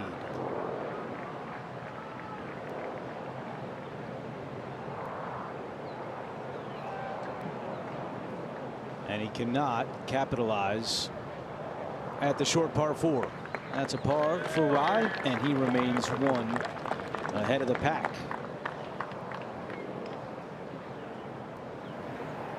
To 8. And McNeely. That is 6-iron. 194 covers into the cove where the hole is cut, but it's out to the right. He struggled on this hole so far this week, Dottie. Made bogey in rounds 1 and 2, but he is not the only one. This hole is a problem. Just no room around that hole location today. I think so. I mean, a good 5 over 250. Well, Oberg has been waiting to tee off here at 13. Giving him a little more time to stew after the 2 short misses at 11 and 12. So it played 383 yesterday in round 2, and then a full 91 yards shorter today, where the scoring average is well under par. 3rd easiest hole on the golf course in round 3. Oberg playing with Andrew Novak, who's first to play.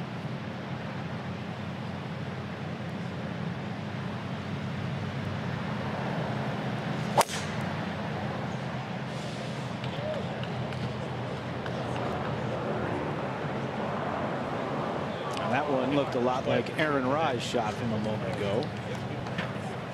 Right stairs to right edge of tower.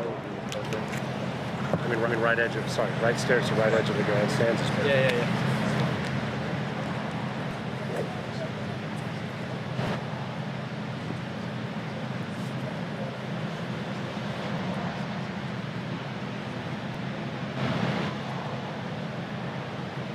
And now Oberg.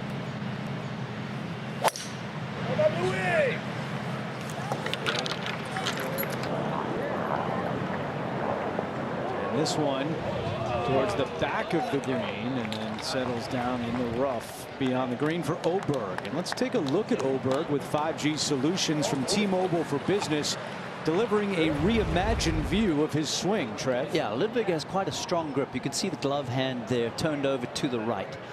So he's got to make sure that he does not let that club face twist close too early. To do that, you see the hip turn and rotation a little more than field average. That's how you make sure that club face does not close down too soon. Even twisting that front foot open there to help alleviate and increase that rotation. Nice wide turn to the top, 90-degree shoulder turn. And keep an eye on the front foot now. As he powers off of it, twists it open. Tell you what, Andrew, one of my favorite swings on tour right there. A couple costly short misses, though, at 11 and 12. Trying to bounce back here at 13. As we go to 15. Andrew Putnam went to the lumberyard twice to get to the green in 2.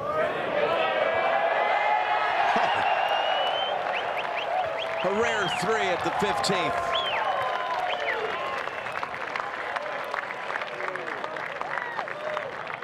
This hole yesterday did not surrender a single birdie. As we go to the 8th. And McNeely from way downtown. Now that was closer to the 10th green than it was to this flagstick at 8, running the ridge the entire way, Colt. And Maverick, a pilot, and by the way, Top Gun was released 40 years ago today. Back to 15. And now Rahm for birdie to tie the lead.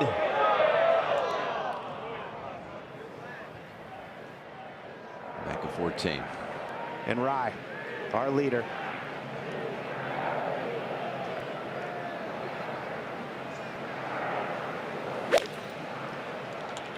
Normally really good with the irons. Trying to use that slope.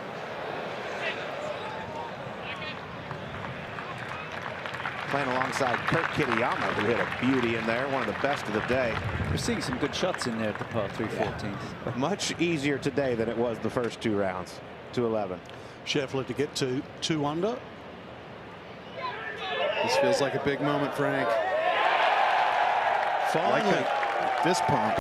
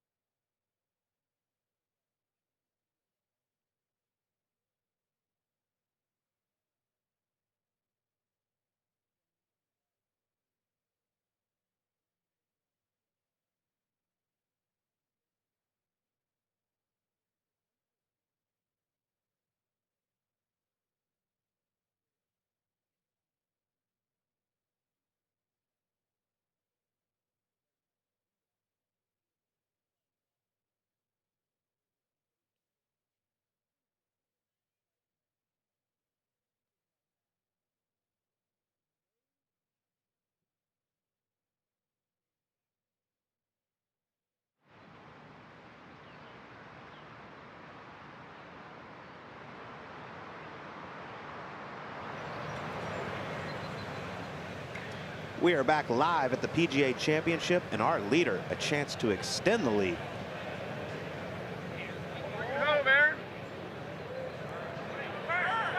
Simmer now. Boy, that was aggressive. We'll definitely put some change on that one to 13. Good look at the live for Oberg with his second. Ooh, that's got to go.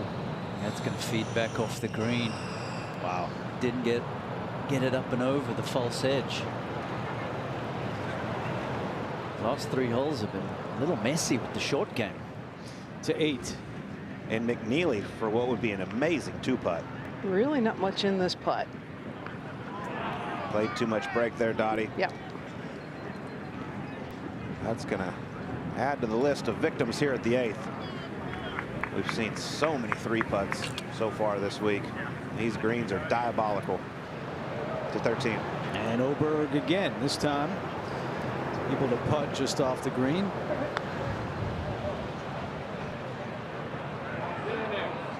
And he'll have that for par. So as Trevor pointed out, it's been a rough patch for Ludwig Oberg. Back to 12. Yeah, since missing a short putt for birdie at 11, making a mess of things on the green at 12, and same thing at 13. Here's Scheffler. 6-iron in hand. Can't really feel the wind in this fairway right now, Trevor. Needs to carve a fade and hold it up against it. And that's exactly what he's doing on a nice line. Oh, almost a step away. Now he's hoping it didn't plug. It's out of it. Okay. But quite far right in the bunker. He's not going to have much green to work with. To 16.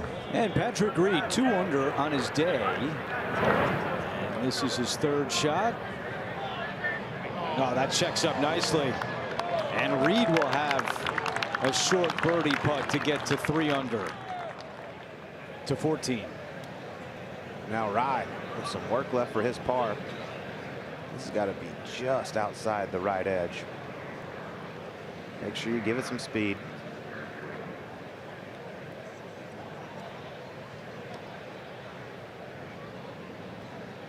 Yeah, that was a pure roll. Gets out of there with a par, maintains that 1-shot lead. 4 under par on his round today, and he's got a lot of players chasing him here at the PGA Championship.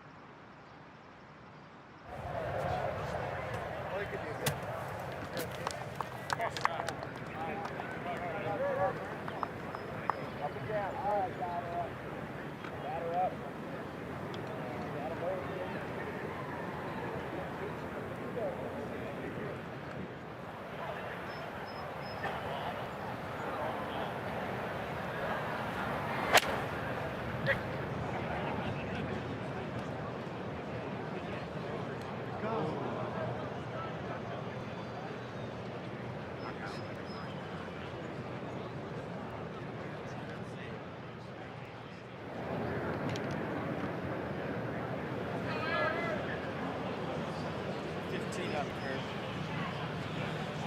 303 to that left bunker.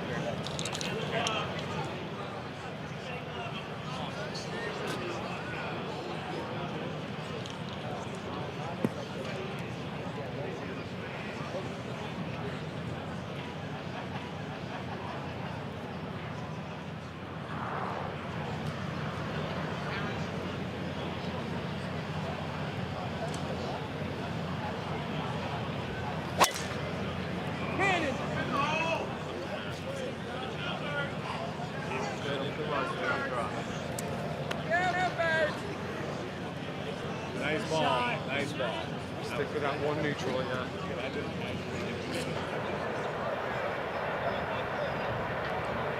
We are back at the 10th with Minwoo Lee's second shot. Great look at this opening hole on the back line. What a shot here by Minwoo Lee. That's really well controlled off of the downslope there. Coming off a double bogey at 9, trying to get it back as we go back to 12. Scotty coming off birdie.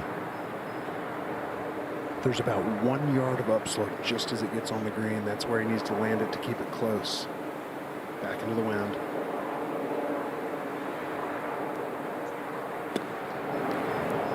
How good is this? Oh, almost dropped down in there. What a wonderful shot. The sweet sound of the perfect thumb. Yeah, Johnson said he's got 1 yard to land it, and boy, did he ever. To 17. Reed did tap in his birdie at the previous hole, so here he is at 17th. A good round going. Oh, just kicked on the top side of it. Right up against the collar. A little unlucky. 15. Here's our leader. Playing the strongest test of all at Aronimink. Nice ball. The tilt here.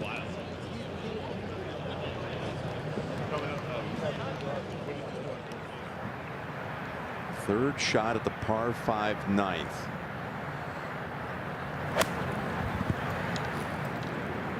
From 143 yards up the hill. Okay. Off the bad tee shot. Still a good look for birdie. Can tie the lead.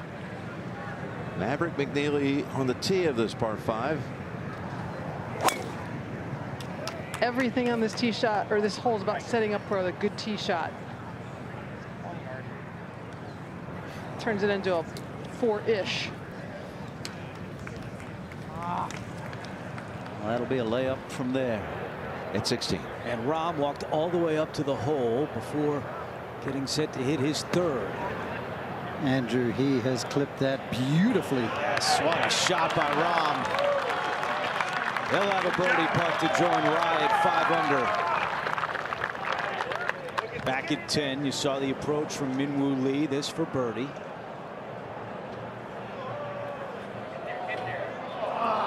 Just misses.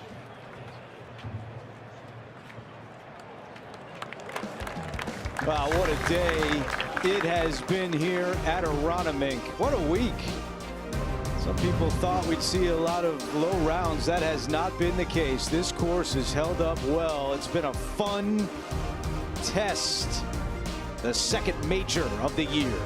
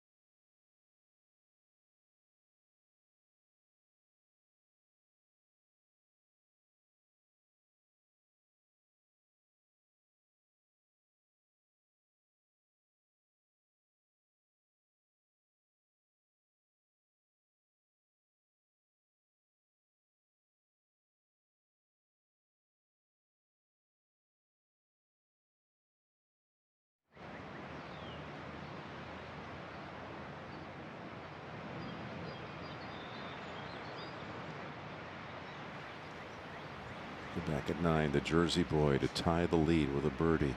That heel of the putter way off the ground. Bada bing, bada boom. 5 under par. Bogey free on the front. How about that? Bada bing, bada boom. Yeah. Jersey. Rahm at 16. And he knocks it in to join Goddard and Rye at 5 under par. Jon Rahm with his second birdie in the last 3 holes. Let's go to 17. From just over the back, Reed, look, using the toe of the putter. And well played. Vijay Singh was the first I saw do that. Fred Couples did it. It was well done. As we get a 15. And by the way, I say that as someone who lovingly lived in Jersey for a lot of my life. That's right. Here's Rye trying to chop it out at the long par 4. Yeah, no chance to get there. Hit 260 yards to the hole. Ooh. So a lot of work left at the long par 4.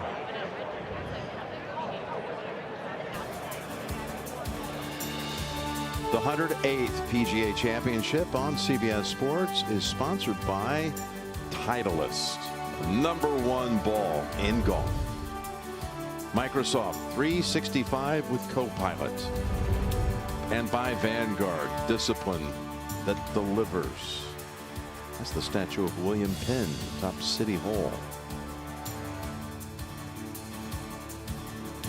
Nice to be able to get the drone up there and get a great view of the tribute to William Penn. Look at the sun. Look at that. Lording over this great city as we go to the action at 17. Jon Rahm, see what he can do here. Maybe a little cut. Sliding the 7-iron, and he's swinging with a lot of confidence. Oh my God. Must have looked good from there. Oh, Had a good Lord. season, 2 wins, 3 seconds, and 7 starts on the Live Tour. Go to 9. Here's Maverick.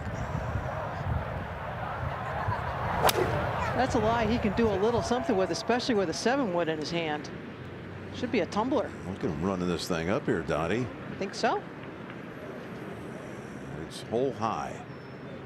Similar spot to where Koepka chipped it in from earlier. Yes. Now back to 13. And Scheffler ready to attack the short par 4. 3-wood in hand, Andrew, and I can't think of a wind in the shot shape that suits his eye more than this. Just a little bleeder on the wind and one hop it right up there.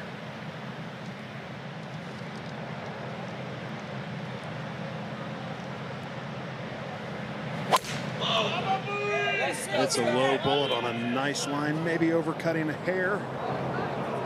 Oh, it's got a chance. Will it settle? Slow down. Now it's going to go.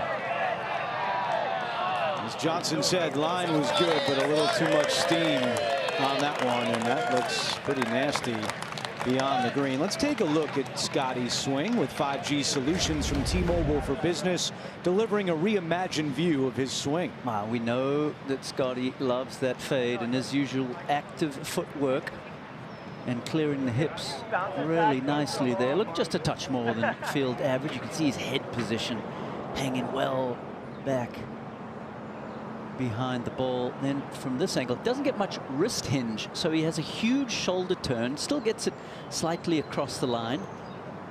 And that 96 degrees of shoulder turn. He's a little steeper than back here before he goes ahead and clears out to hit that power fade.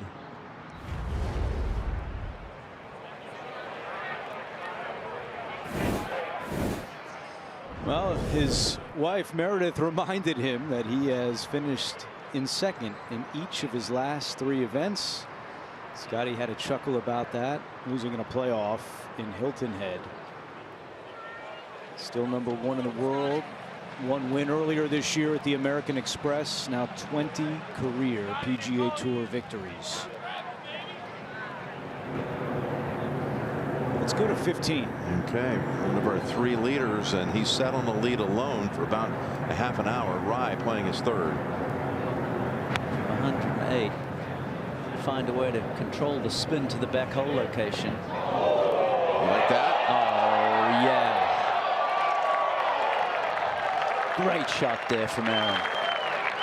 Should be able to get out of here with a par. To 10. And got her up on the tee.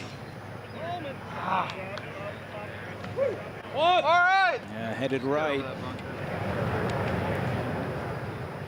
That one is right of right. Let's see where that settles. That was way off the fairway for Goddard. Let's go to 11. Ball sitting down for Grazeman. Oh, just had a chop at it. Might use the backstop. This is really, really good now. That's a cool shot. Top marks for Grazeman now. Didn't shy away from that. Philly fans will love that effort. 17 down the hill. Rahm. Ball was nestled down in that sticky rough. Great shot. Exquisite touch, Frank. Club face control through contact there. There's a little Jason Kelsey look. Philly fans would love that. We go to 9. It's McNeely playing his third. It's a thick lie, but hands low makes the ball go up. Kind of Sevy-ish.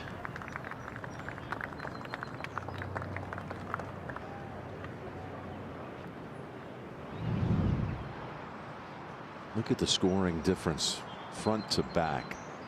It gets extreme on the second side here at Aronimink. Yeah, sure does. In this third round, the back nine playing about a half shot harder than the front.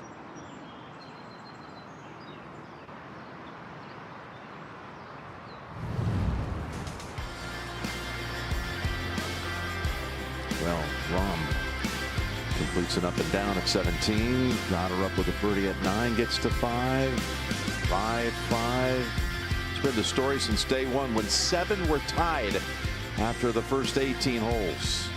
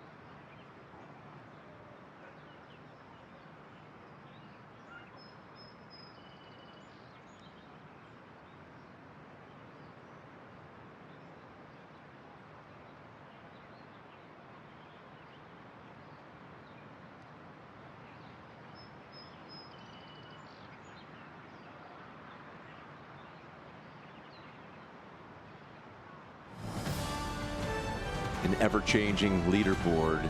Just take a look. This is 1 o'clock today. Remember, McNeely and Smalley did not commence until 2:40. So there they were, the overnight leaders. They got joined at the top by 2 o'clock local time by Rory, who would then give up a shot coming in to get in at 3 under par. But then by 3 o'clock, Rahm was tied at the top with McNeely as Smalley faltered early. 11 players are just a shot back. Then Aaron Rai had the lead outright for a while. McNeely staying right there at 4 under par. And now here's how we are at this very moment, with Rai having a par putt coming up at 15. Rahm coming to 18 and got her up out of position at the 10th off the tee. So here is Patrick at the 18th. 3 under on this round, 3 under for the tournament. Huge club twirl, and why not? Closest of the day at the finishing hole. Has not competed since a tie for 12th at the Masters. Okay, back to 15. And Rai. What the way that shot just ended up right next to the hole. Just beautiful. That hole so long. Harder and par for him. 13. Johnson, what's the level of difficulty here? Well, the lie was awful. He took that straight up in the air, Andrew. Did you see how hard he had to swing at that? Excellent shot by Scotty. He'll have a chance to make birdie as we go to 9. McNeely to get back to 1 shot lost.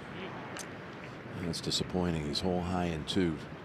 Zero momentum in this final pairing.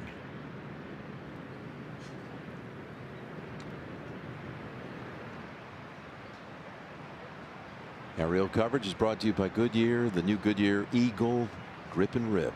Fast as is Ennis. Okay, Mav to clean up for his par. And this group, you got Mav going out 1 over. Smalley 2 over. Let's go to 11. Well, this would be some 3 for Grazeman if it could go in. Surprise, that should have come down. A bit of a hold up on this hole. There was a turtle going across the fairway as we go to 10. And got her up over by the 9th hole. Just trying to get back into position here at 10. And they'll have to try to get up and down from there to save par and remain tied atop the leaderboard. Up to 18. Patrick Reed. I don't think it's any accident he's wearing the colors of the Philadelphia Eagles here today. He'll bring on some support. That one hurts. That was an accident, though. Not an easy putt down the hill. But he's normally so reliable with that club. But he's right there. Oh, yeah. Going into tomorrow. 13. Scheffler for birdie. Leaks a little bit to the right. Oh. Fooled me too, Scotty. He's missed a couple of short ones today. Yeah, that's his 5th miss inside of 10 feet in this round, Andrew. He's not been able to get any momentum, and it's a par at 13 for Scheffler. Another look at this one. The reaction from these fans as we go back to 18.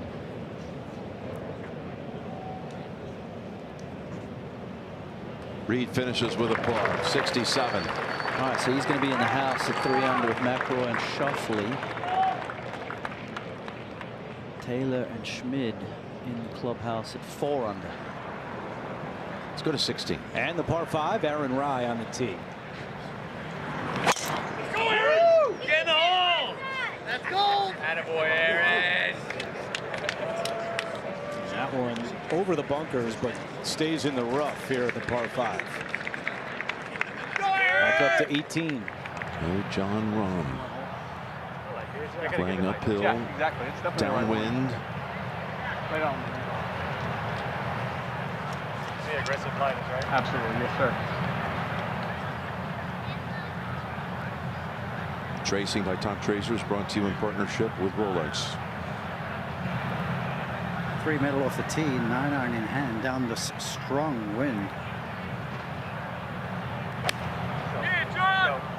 Go. It's hunting if it gets up. He wants it to get going. And it did. Solid shot. Outside chance. He's looking good right now. Yeah, sure is. Let's go to 10. And the third for Gotterup. You can see that whole location just in this valley at number 10, and Gotterup gets it to check up, and he'll have that to save par. Up to 14. And Scheffler on the tee.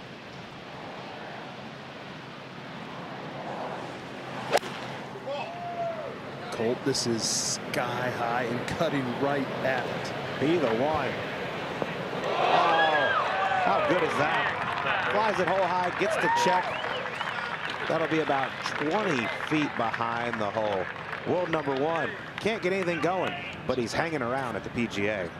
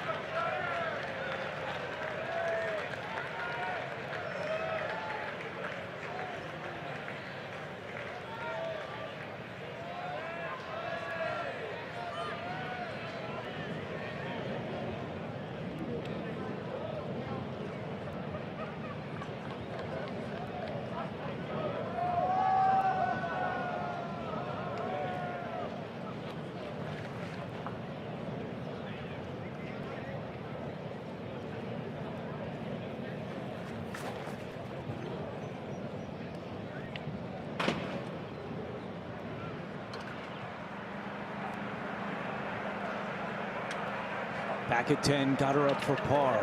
Get in. So the wayward tee shot proves costly for Chris Gotterup here at number 10. Tough hole. As we go up to 16, you saw Aaron Rise tee shot into the rough. Here's his second. Digging it out of there. And it's going to skirt around the bunker and trickle on to the front of the green. That is a great shot from Rye out of the rough. Yeah, sure is. Beautifully controlled there. Stop that club face getting twisted shut. Another look at Rye digging this one out. Yeah, a lot of times a hybrid or a fairway metal come out of the thick rough easier than what an iron does. Doesn't grab onto the hosel as much. Up to 18. Okay, to be putting first, then Rum. It has been an arduous slog this entire afternoon, Jim, and Andrew Putnam sort of sneaking underneath the radar a little bit. He has made this putter sing. One more to get into red figures.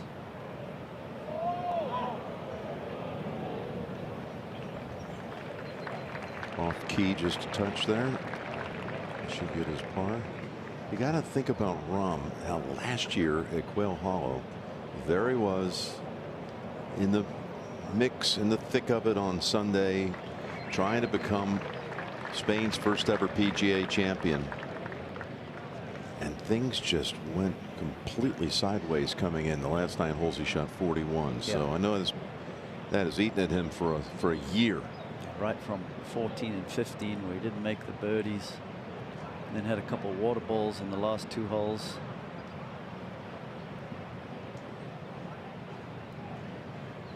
And he is looking solid right now. He most certainly has a different air about him, Trev. A lot of confidence.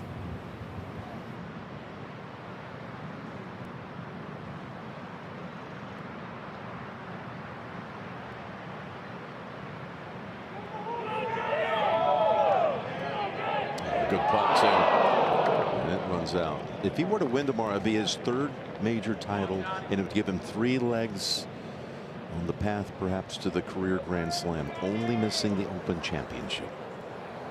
Let's go to 16. And here's the long eagle attempt for Rye.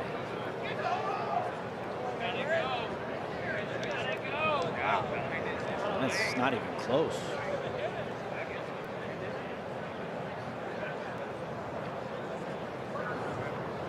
Surprising to see him come up that short as we go back up to 18. So you like what you see? I sure do. You know, the last 6 months or so, Scotty and Rory have been getting all the attention. And Jon Rahm is saying, okay, guys, but don't forget about me.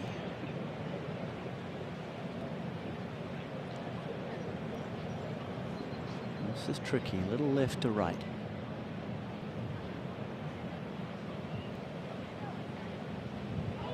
Oh my goodness. Last 2 putts just powered both of them. That started on the right line, but he crushed it. It was 3 feet 10 inches. Yeah, it starts on a great line, but just hits it so firm it can't take the break. I did not see that 3-putt coming.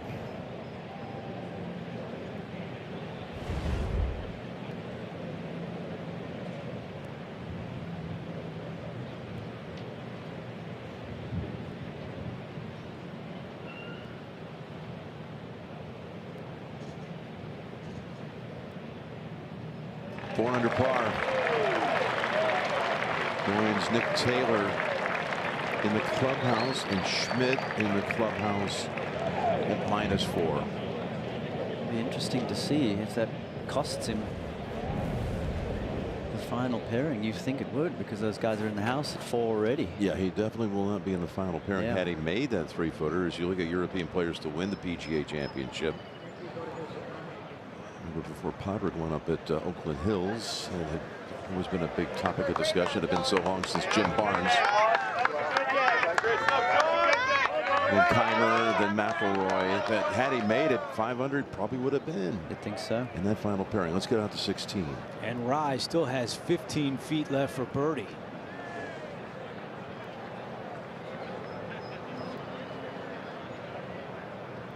To go up by 2. So he got a big break with that bounce with his 2nd shot, but now he's looking at a 3-putt par if he can sink this. Back at 10, Maverick McNeely on the green. Made a change of clubs from 6 to 5 to get into this position. Good change as the wind switched more back into the players in the fairway. Currently in a tie for 6th. His best result at a major was at the Masters this year when he finished in a tie for 18th. And just misses this one. Just no momentum here. Nothing bad, nothing great, just kind of blah.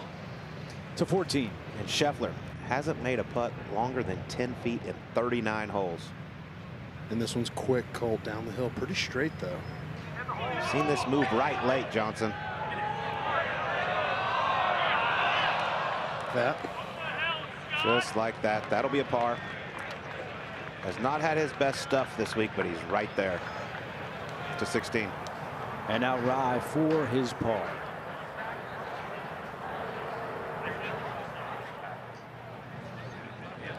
So Aaron Rye walks away thinking about that one. That eagle putt came up well short. And now it is 5 consecutive pars for Rye. 211. Yes, I do. Look at the way in which Chris Gotterup has played this 11th hole, the first 2 rounds, birdies, whether it be in the rough or the fairway. And right now in the prime position. He's a bit like Trevino. You want to ask him, how far left do you aim when you know you're going to hit it straight at it? See where that body is lined up? And left, but the ball won't start there. Just all a feel thing for him, Frank. He aims with his eyes and feels it out with his body. And he aims also the inside corner of the ball. Trevino did something very similar.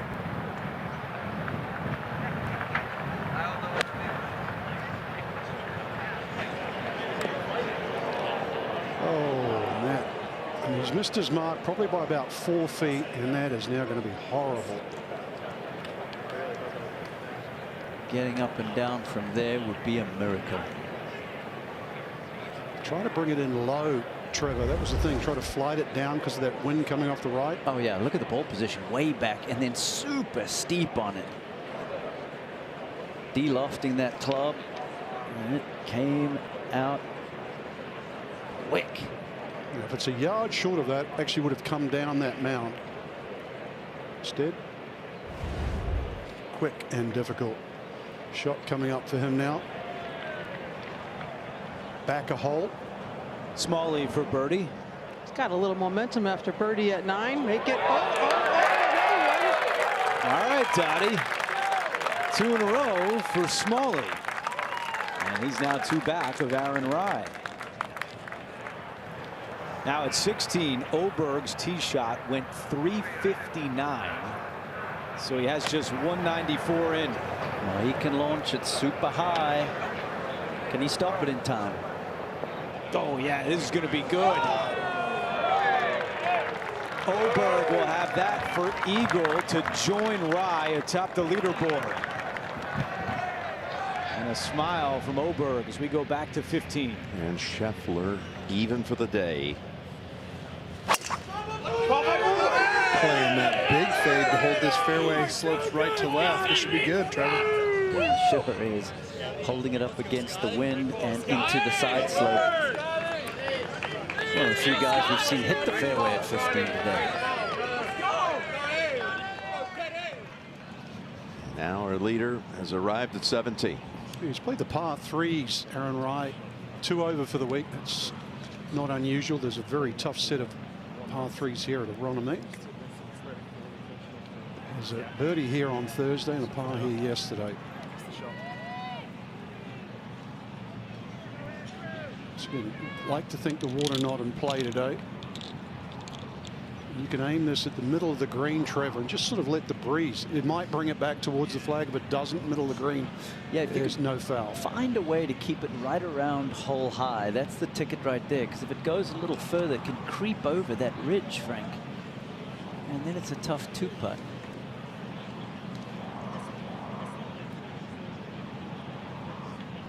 Just want to fly that about 195, 200, no more than that. Setting up for a little fade to use the wind.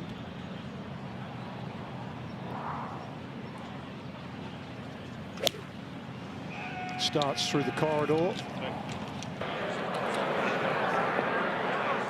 That's a good shot. Oh no, it's just gone on the wrong side of the hill. Makes that putt so much more difficult now.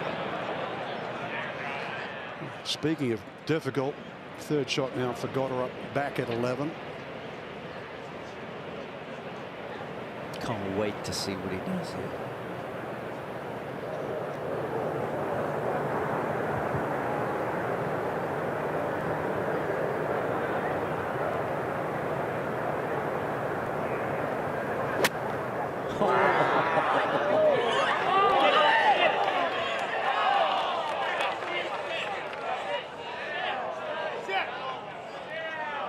It's not going to stop, though.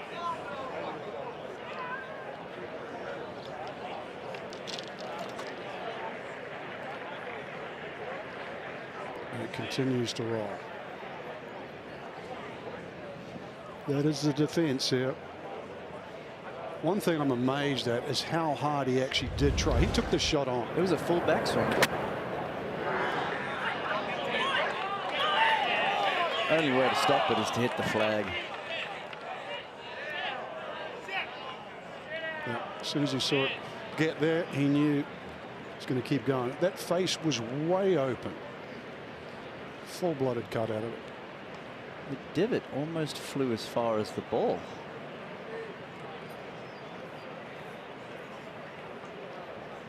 If he had his driver in his hands, it would have hit that 300 yards.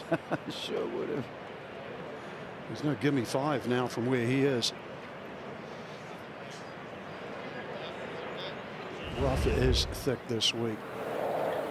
Cross to Scheffler. 15. Trevor, I really like what he did off the tee here, knowing the importance of finding this fairway.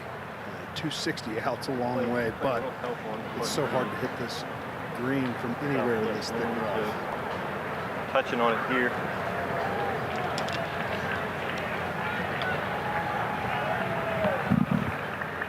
Johnson, we got him with 3-wood. It's 3-wood in hand, 260 yards up the hill, in and off the right, so hurting his cut. He does have a 7-wood in the bag, not the driving angle this week, so it would take a big poke at that 7-wood, but I think he could probably get it to the front edge. When's the last time you saw the #1 player in the world hit a great tee shot and still have a 3-wood into a par 4? Yeah. Great. You like that? Yeah, man. This all will do it to you. Just try to chase me. Yeah, you come down all the time. That's right. If he's going with the 3-wood, Johnson, all slightly above his feet, we know he's going to be trying to hit the slice to hold it into the wind.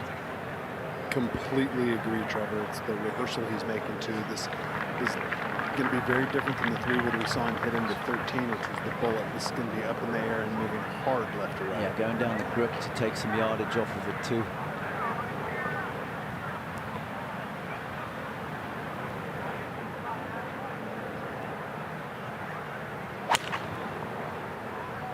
And he's overcooked it a little bit to the right. There's a little bailout area over there. Give me something. He got the help.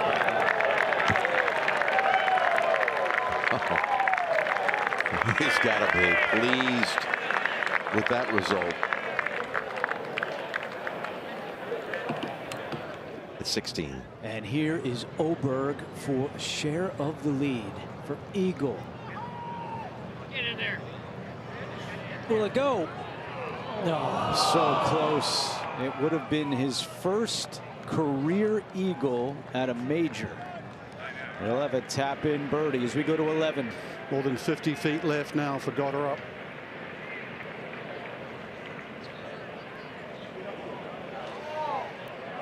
All in all, not bad, but remember, he had less than 100 yards in here for a second shot.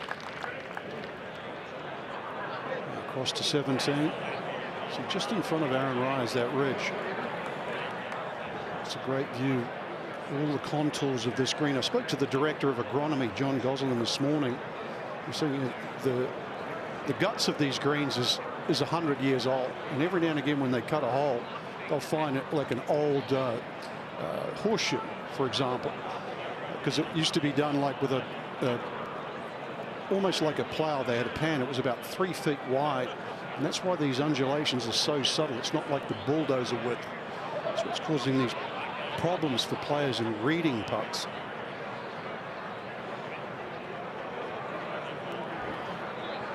So he's got to get this to the crest of the hill. And as you can see, nearly 14 feet of break.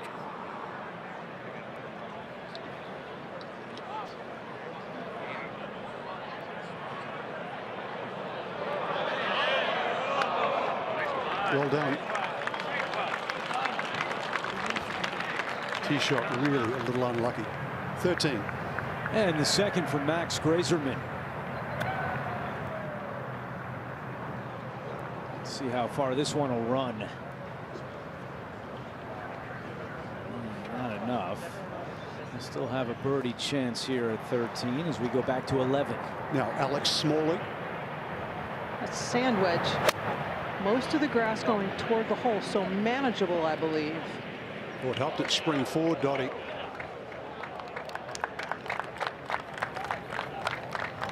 He's going to fight his way back, playing in that last group. Excellent shot.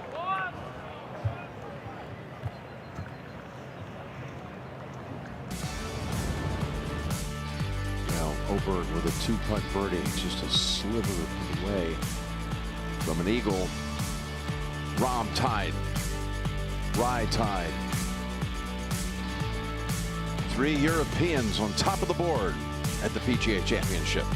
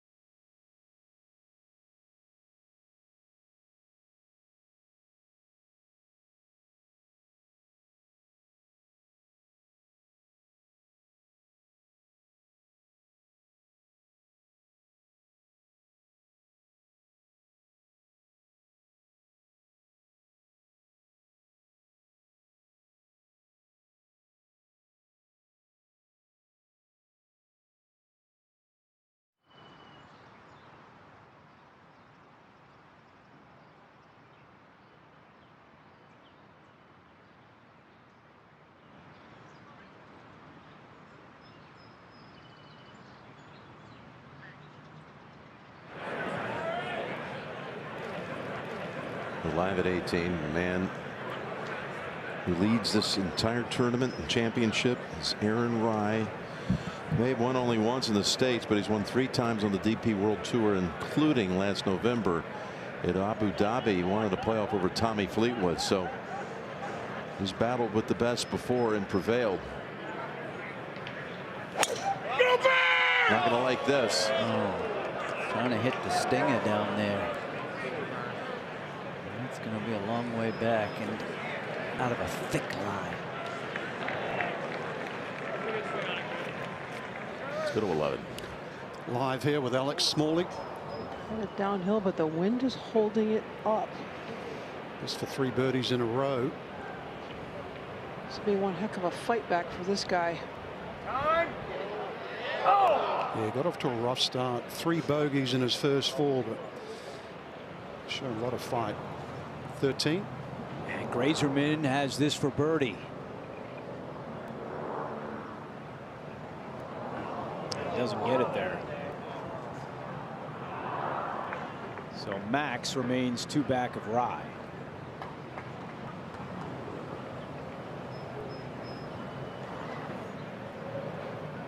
To 15. And Scotty.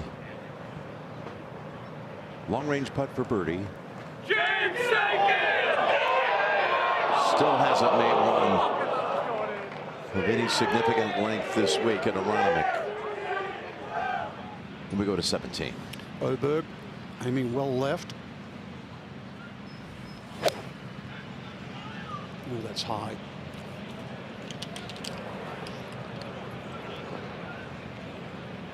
It's on the right level. Fine shot by the Swede. All right, Aaron Rai. It's been unflappable. He's going to be really challenged here at the 18th, but he's 400 for the day. If he can make par, 66 and the lead in the clubhouse at 500.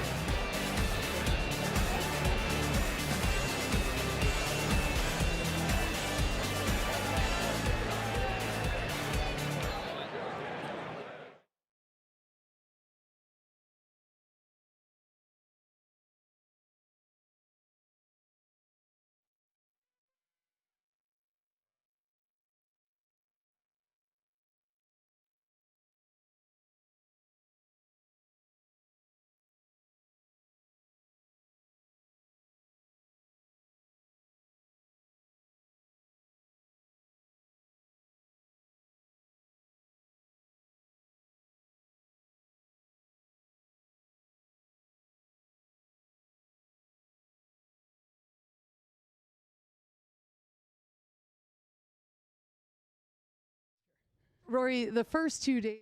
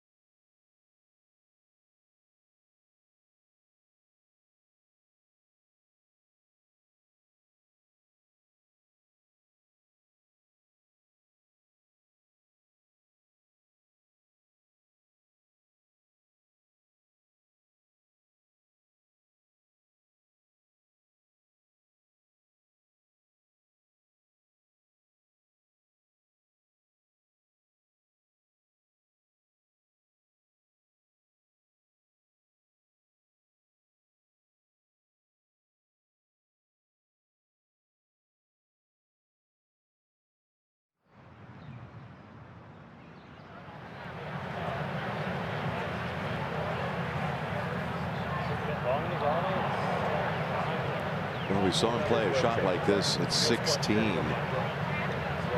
This lie, though, appears to be far worse, Trevor. Oh, yeah, it's nestled down there. He's got 210 plus. You can see how thick that lie looks. He's got to come uphill 9 yards.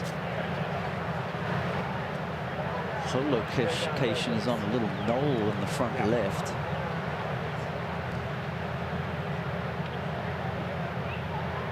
Four here would be an awesome effort.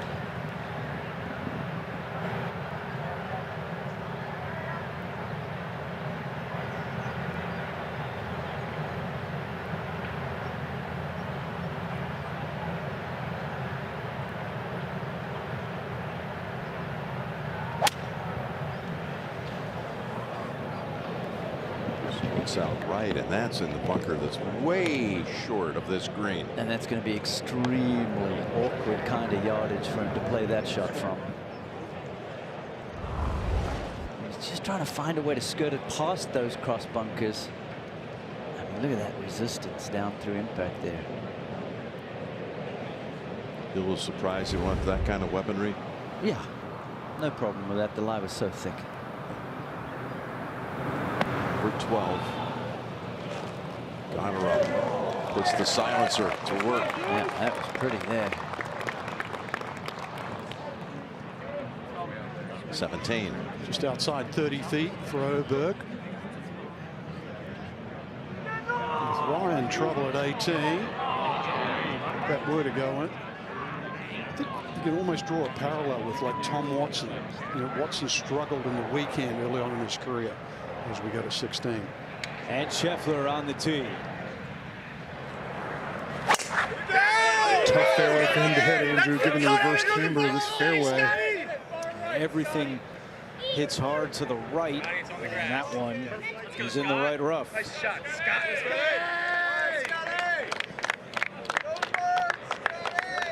Still no momentum for Scheffler today, yet he's just 3 shots back for the moment.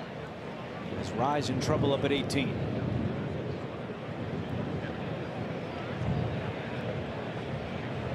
Well, most people would tell you it's the most difficult shot in the game. Bunker shot, long bunker shot.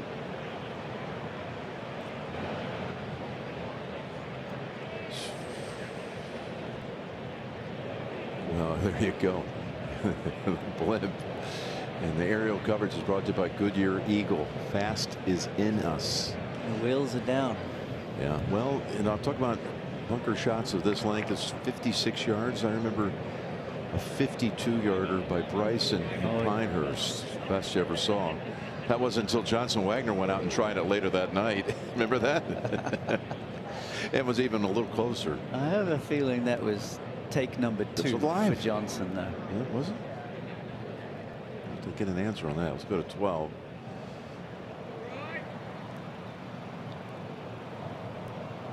Good up and down. Yeah. Didn't want to spill another shot after sloppy bogey at 11. 1 at 10 as well. You're up now. Got a lot of friends and family who are here to support him. How are you going to play this one, Trevor? Well, he's got to make a decision what he wants to do here. If you're going to go with the lob wedge, you're going to have to make an awful big swing. So I would probably gear down and try and get this to scoot back there off of that front edge of the green. Looks like a little less loft. Be able to still play more of a blast shot then at that point. Only the 1 glove. Normally he's got 2 on.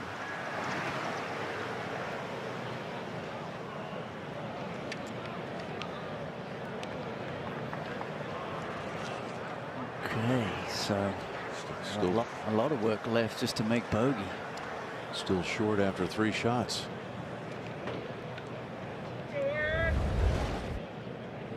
So he's going with less loft to try and blast it and run it back there. You can see him turning the face down. He knows at that point he has to hit sand first. Problem was, got too much of it. Well, I can play from there. It's just if it, over at 16. Okay. Like if it comes into, see how the putter is.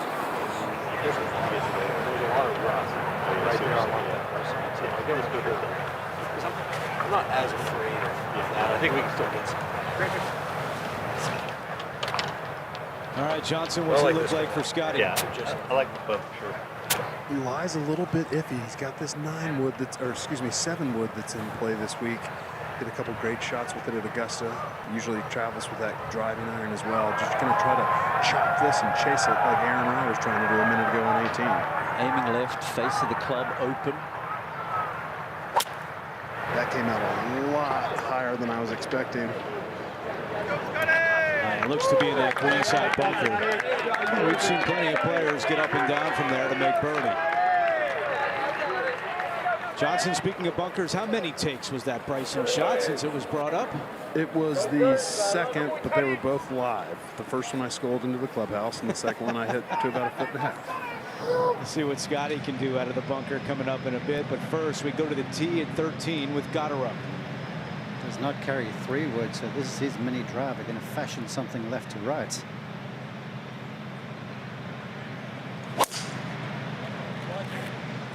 That is head high, Andrew, on a great line. Where will it stop? Only the rough can stop that ball. Let's go to 18. Okay, Rye playing his 4th. Not a gimme up and down. You can see that ridge he has to deal with.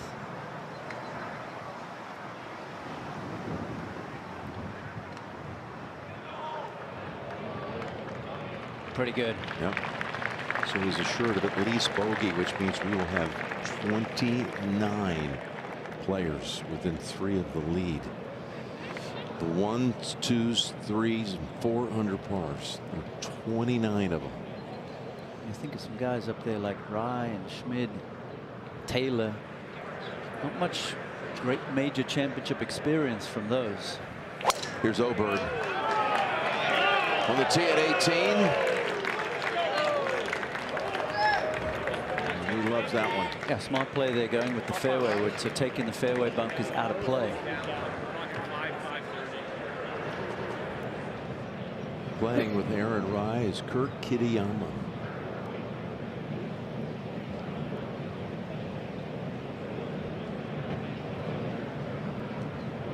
Has not made par on this 9. 3 birdies, bogeys, a double. Has not made a par since the 8th. And there's your par. 75 today for Kurt. Wow, look at that card. That is wow.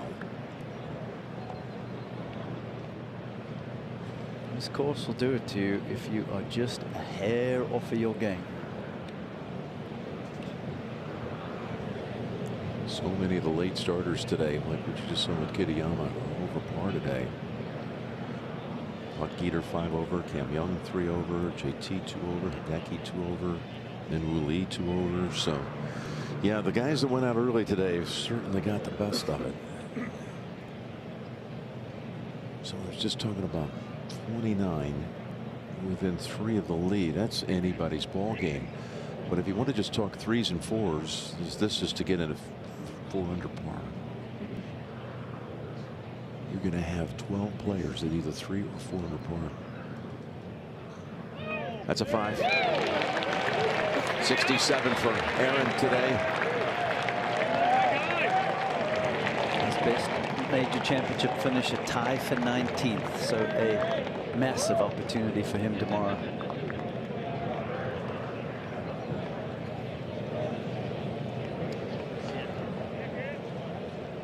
I can't recall a leaderboard this congested. Sometimes you see a 5-way tie for the lead or whatever, but to have 12 either tied for the lead or 1 back, then you have 21 that are within 2 of the lead, 29 within 3 of the lead. I mean, what is going on here? It's amazing. There's a lot of things that could happen tomorrow. Oh, can't wait. Here's one of the 2s right now, trying to improve that at 16. Getting set to play his 3rd. Johnson. Well, the first 3 yards of this green on the line he's going to be playing, kick the ball towards the flag, but I think he's going to try to fly that to about 8 yards on from this angle and have a little bit of check and stop it close. The wind is gusting all over the place.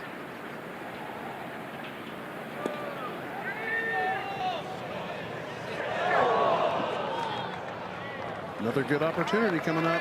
Chance to get within 1 of the lead for Scheffler, who's only made 10 birdies the entire week. Chance for number 11 coming as we go up to 18.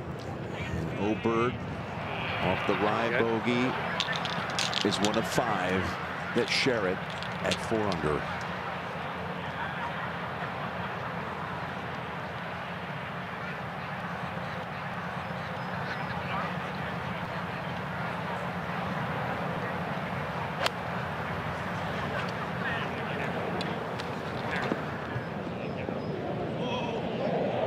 Stay right there. Okay, that's a good shot. It's one of the few players we've seen land it on and keep it short of the hole. 26-year-old, 15th in the world. No one would be surprised to see him win a major. Here is Smalley playing his 3rd over at the 12. Drove it left, didn't have anything for a lie. That's from 90 yards. That's a fine shot right there. Pulls it back on a string. That could be a momentum keeper. He was 3 over on his round really early. He's got a couple back and able to save one there. Kitayama and Rye adding up and signing the cards. Aaron Rye, he has been par or better all 3 days. 70, 69, and today's 67. We have 5 tied for the lead late in round 3.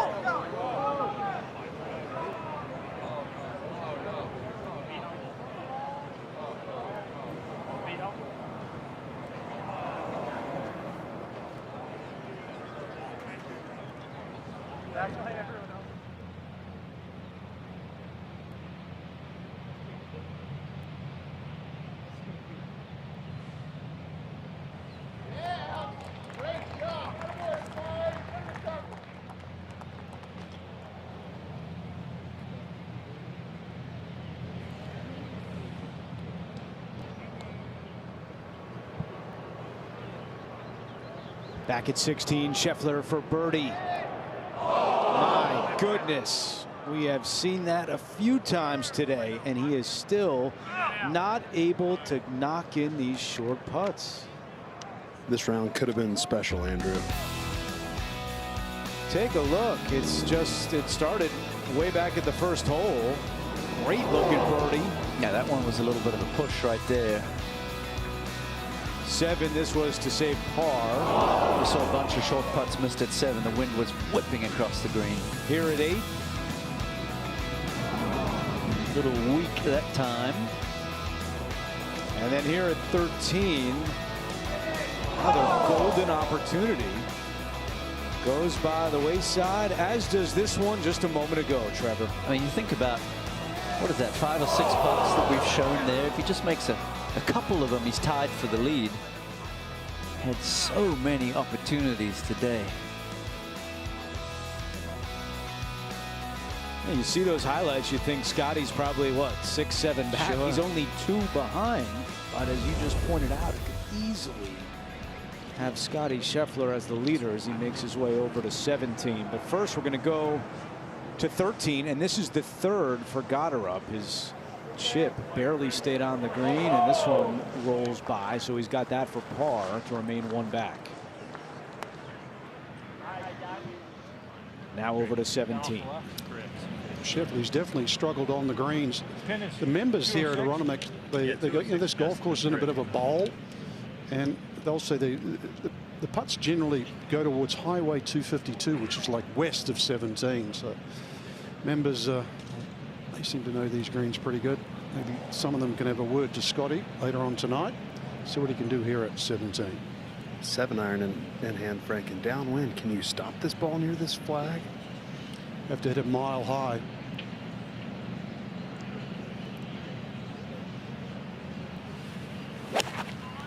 Well, that's exactly what he's done, but this is towards the center of the green.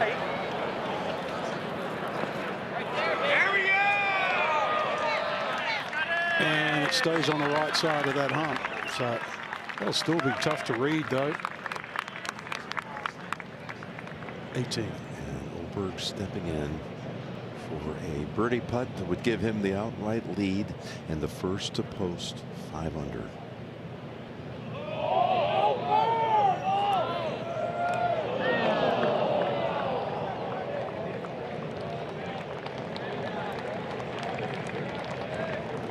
talking about some of the names don't have a lot of major championship experience. He's young, but he has experience. Yeah. And another thing to bear in mind is he has played that final stretch of 5 holes extremely well throughout this tournament. He bounces back from Thursday's opening 2 over par round from 72 to 66 to 68. And now he's in the clubhouse of 4 under, the 4th one. 13. Got her up, able to save his par. Bogeys at 10 and 11, and now trying to get something going as he makes his way over to 14. Moving day at Aronimink. It has not disappointed. Action all over this historic course in Newtown Square, Pennsylvania.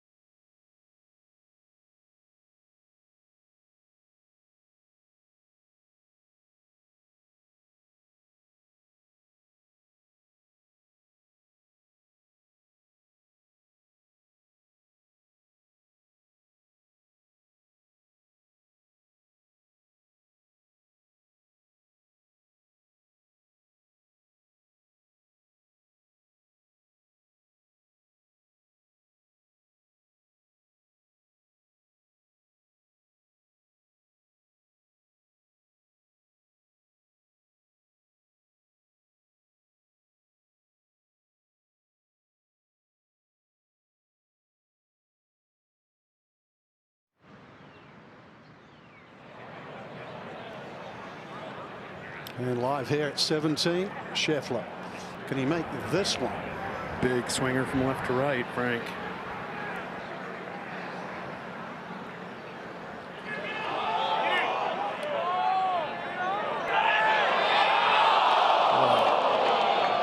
A for effort, but nothing is going down.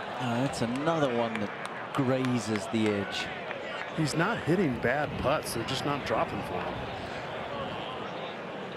Frustration level must be sky high right now. And he better reset because he's got some work left there still. Speed is good, isn't it? It's not like one's short, one's long. I mean, it's good holding speed.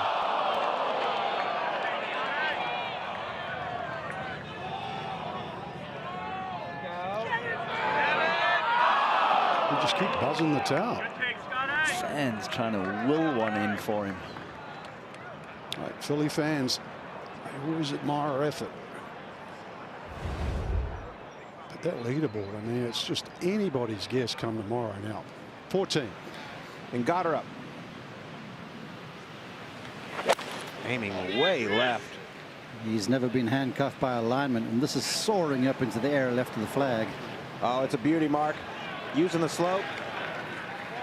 Frank compared him to Trevino. I would say Trevino talks more in his sleep than Goddard does in a month. to 13. And here's McNeely with his second. This was after an intentional layup.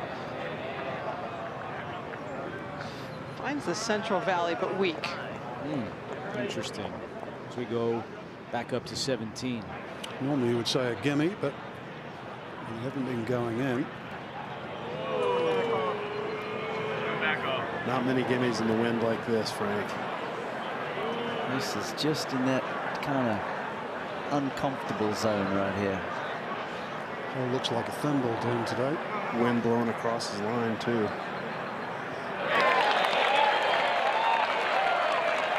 Sure, Ted is reminding him, look at the leaderboard, you're only 2 back.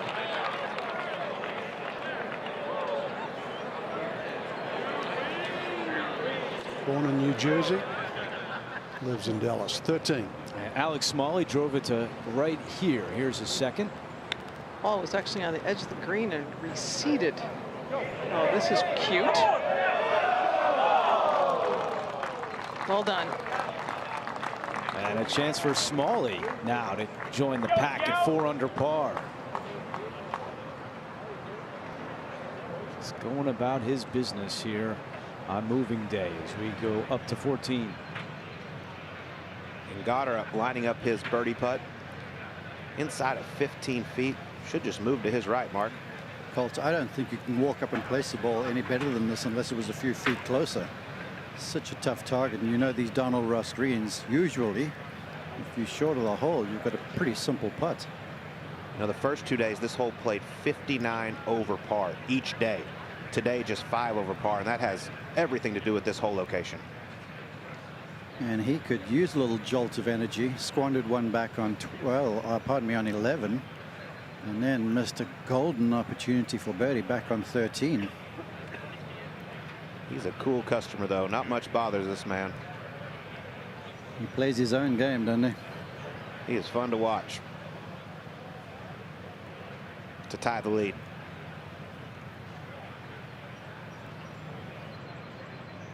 Oh my. Thought that was in the middle with a foot to go. Just lips out on that left side.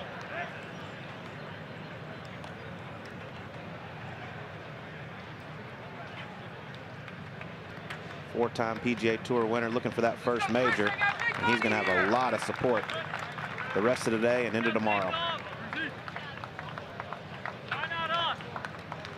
13. Maverick McNeely does not have a birdie all day. Oh, now he does. The pattern just filled up. And McNeely is now tied for the lead at 4 under par to 18. Here's Scotty.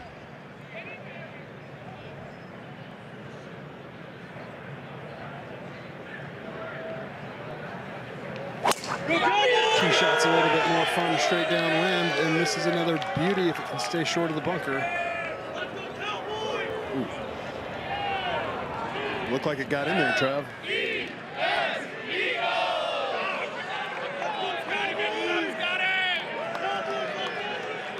Thinking that's where it ended up. Yeah, there it is. He's going to have some lip and tree issues. Oh, it took a terrible bounce. Jumped straight right on him and then fed into the right side of the bunker.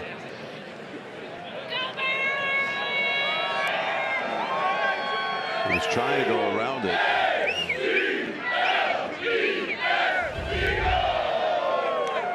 Who do you think their favorite team is, Jim?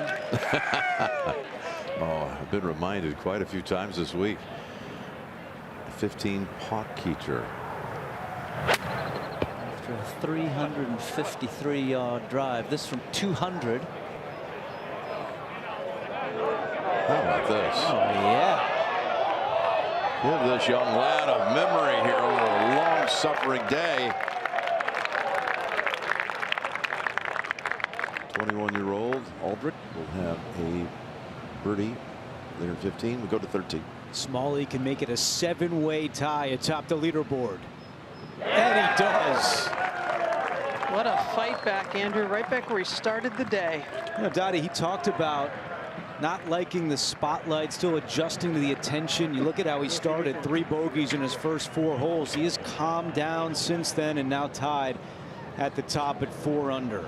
Now here at 16, Cameron Young with a birdie putt.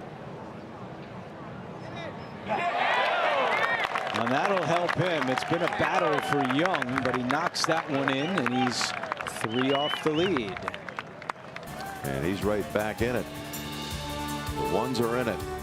Meanwhile, the 108th PGA Championship on CBS Sports is sponsored by Progressive Insurance. Bundle home and auto and save. The new Callaway Chrome Tour family.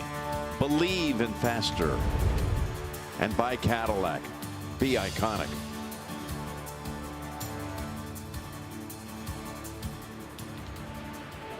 Back to 14. And Dottie mentioned the bounce back for this young man was 3 over par through 4 holes. Yeah, same stretch of holes were bad for him yesterday. That's 7-iron. Very common club for him today throughout this round. Well, he hated that one, Dottie. Big high hook, going to find that front bunker, but does have green to work with. 15. And putt Geeter. Beautiful birdie. How about those 2 shots to get in there? Just the 4th birdie of the day at 15. It back to 14. And Mav on the tee. Same club, 7. Seemed like this last pairing was kind of forgotten about. But now all of a sudden they're back tied for the lead where they started. They are making some noise. Yes. Oh, don't stop now. And they followed each other into that bunker. But that's the proper side to miss on there today at 14. Just didn't get anything in the first half of his life. 7 tied at the top. To 18.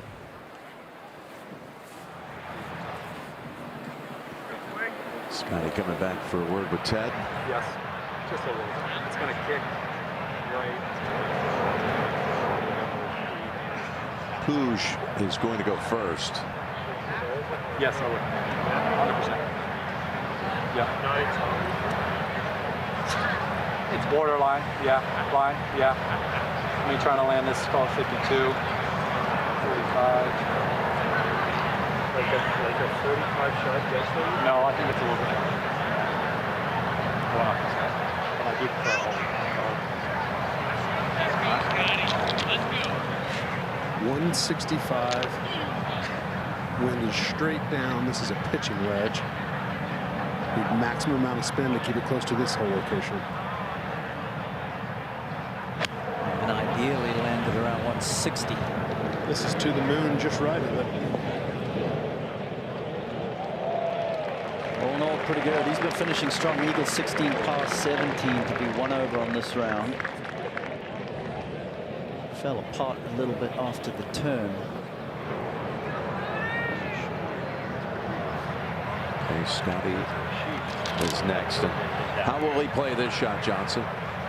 It's 9 yards closer, so he's 156. Ball is not really on a downslope, but it's not on an upslope. I don't think the lip is going to be an issue from here with wedge in his hand.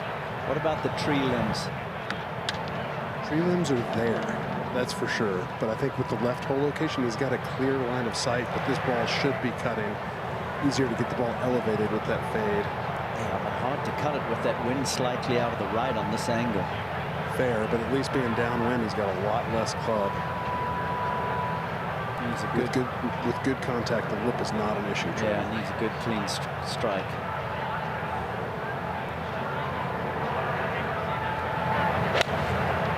Yeah, it came out soft. That's going to be short left.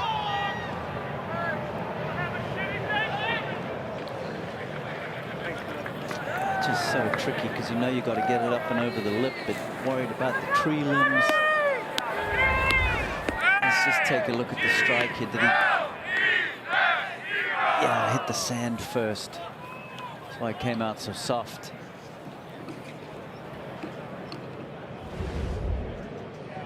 That's why guys like Oberg and Rahm hit 3-wood off the 18th tee to keep short of those bunkers. And back to 14. and Smalley next to play here. And Trevor, it just shows you how hard it's played this afternoon. The tee time's up to 11:20 a.m. this morning. There was 46 players. There were 30 under par, and that includes an 82. Since then, the players are 32 over. Yeah, all due to the wind, right, Colt? Just been causing havoc out here this afternoon. All right, Dottie, what's he got? Just a little on the upslope. This is so manageable. Yeah, that's gorgeous. Very well played from Smalley. You got to miss it in the right spots here at Aronimink, and the left bunker today with this hole location is where it has to be. Still takes a lot of skill, though. I think this bunker shot also gives you options because of the slope. You can actually hit the little chunk and run out of here, or you can fly it deeper the way Smalley did and put some spin on it. Yeah, that first 7 or 8 feet of this green coming out of this bunker is just straight downhill. Yeah, and it's pretty straight down the fall line. There's not a lot of break in it from where McNeely is. Some left to right, but really not much.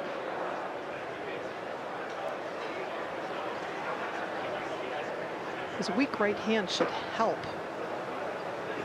Allows him to open that club face a little more.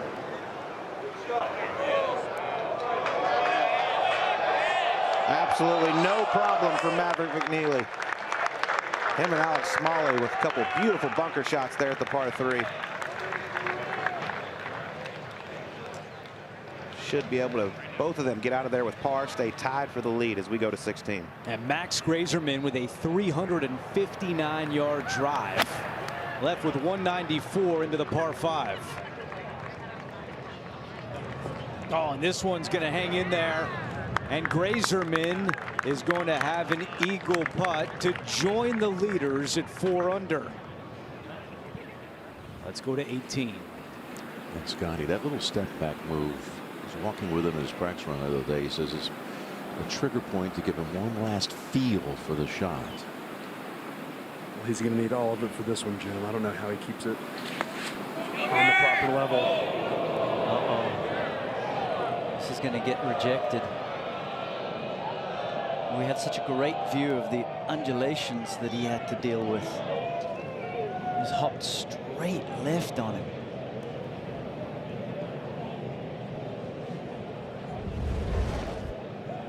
Look at this first bounce. Oh, sideways.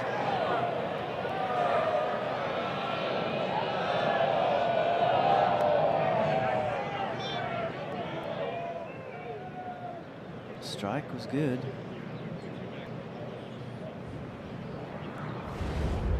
He's got to be careful here. He really does, because it's not that easy from where he is now. And back to 14. Smalley for par. Yep, well done. He's got the tough 15th within the birdieable 16th left. To 18. Okay, on to his 4th shot. Went quickly to the putter on this one, Trev. It's the right choice, but still super difficult to come up and over that false front. And just past the hole, running away so severely.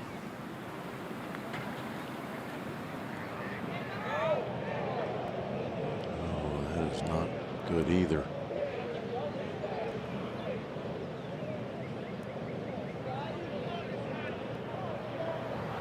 The 15 got her up.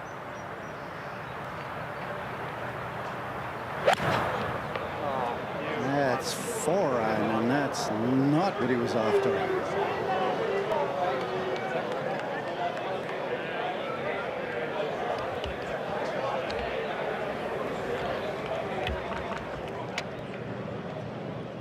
Pooch at the 18th.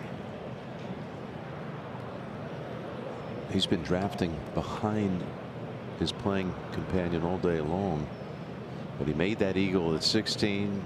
He's got a birdie putt at 18. Scotty is having some serious issues here, and in the end, Pugh could end up with a better round of the two. Yeah, could leapfrog him. It's been an eventful one for David today. All over the place with the driver. Had the lefts going, but been impressive how he's handled this whole situation today.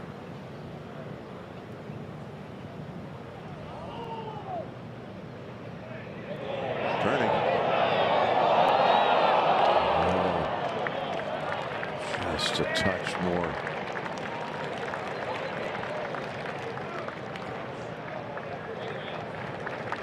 One over par 71.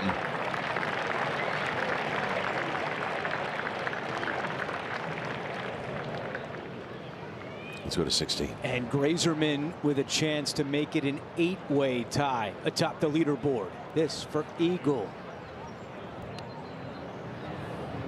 No, just misses. But it'll be a tap-in birdie for Grazerman, his first birdie since back at the 7th hole to 18. Well, Scotty came here 2 off the lead. If he misses this, he'll drop outside of the top 30. It's been only one double all day at the 18th. It's for bogey. Finally gets one to drop when he had to have it. Needed that desperately. The putter has been ice cold the last couple days.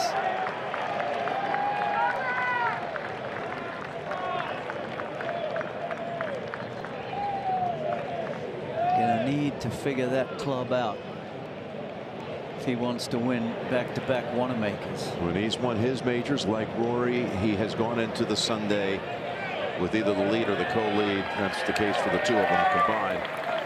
But tomorrow they'll both be trying to chase, trying to make up ground. He's 3 back to 54 holes at the PGA Championship. You don't like that? No first. Tomorrow's your day, Scotty. 65. Down. Scotty. Go, Scotty.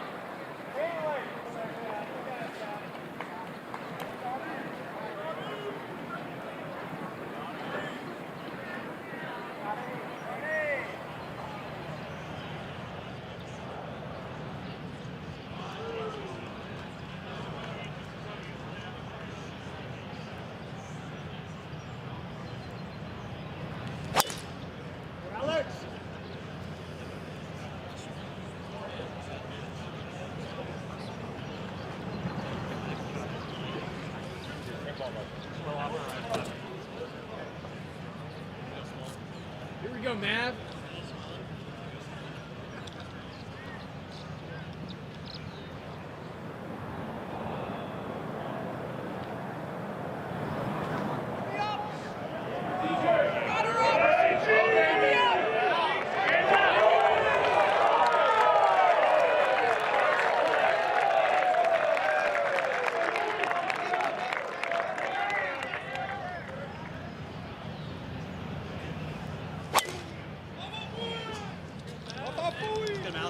Never a down. Pick it up. Attaboy, man.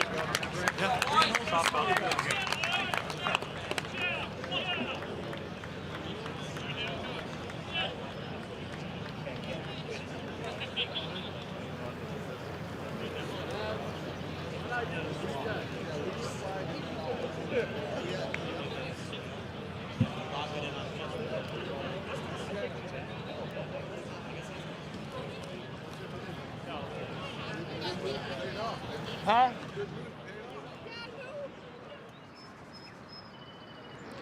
We're back with Scotty trying to let go of that closing bogey. Ended up finishing off a round of 71.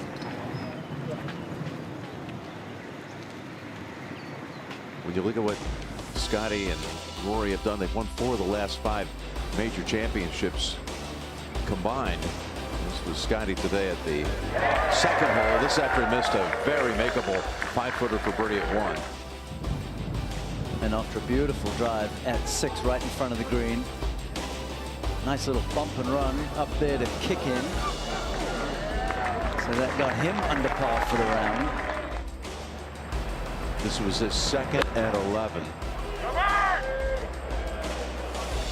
1 over for the day at this point. They make a beautiful putt right there. The putt for par at 2, that birdie putt at 11, and this putt at 18. Those were the 3 that dropped for him today. 31 putts total in the round. Yeah, we look at yesterday, lost 1.5 on the greens. Today, 2.7. Let's review Rory's round. This is open with a birdie. He putted beautifully. Watch this shot right here. 397, uphill. Wind is helping. I don't think there's anything more majestic in the game than Rory driving the ball when he's hitting it like that. Onto the par 4, driving it. Yeah, so he birdies the 5th and the 6th. And at 18 for par. Those were the Chase Sapphire Championship highlights. I mentioned for the last 5, it's gone like this. Rory, Scotty, JJ Spawn at Oakmont, Scotty and Rory. And Scotty and Rory are in the picture for tomorrow. And Amanda had a visit with Rory after his round of 66. Rory, the first 2 days were difficult for everybody, but today it seems like there is a low round out there if you're able to capitalize on it. What's the key for you to getting that done today, which you did? Yeah, the wind is in a little bit of a different direction, so it makes some of the, I guess, some of the shorter holes play even shorter. Second hole, I was able to hit a driver onto the 6th green today, so that played a lot shorter than it has been the previous 2 days. It's still, the 2 par 5s played downwind, so, they're scoreable. And yeah, I think just as the week has went on, we're all getting a little more comfortable with the golf course, with, whether it be lines off tees or whether it be knowing where to miss or sort of getting to know the greens better as the week goes on. So, yeah, there is. I mean, I said it last night. I feel like anyone that made the cut last night should have felt like they had a chance. And I went out there today with that feeling and, capitalized on maybe camera conditions going out. And, as I said when I got in here, just need that wind to keep blowing this afternoon. Your game physically is one thing. The mental toughness, though, is certainly important on a week like this. And I go back to your mentality after that opening round. How easy would it have been for you to just mail it in the rest of the week? This isn't my week. And how mentally do you come back out of that? And now you put yourself in contention with 18 to play. Yeah, that's not me. Yeah.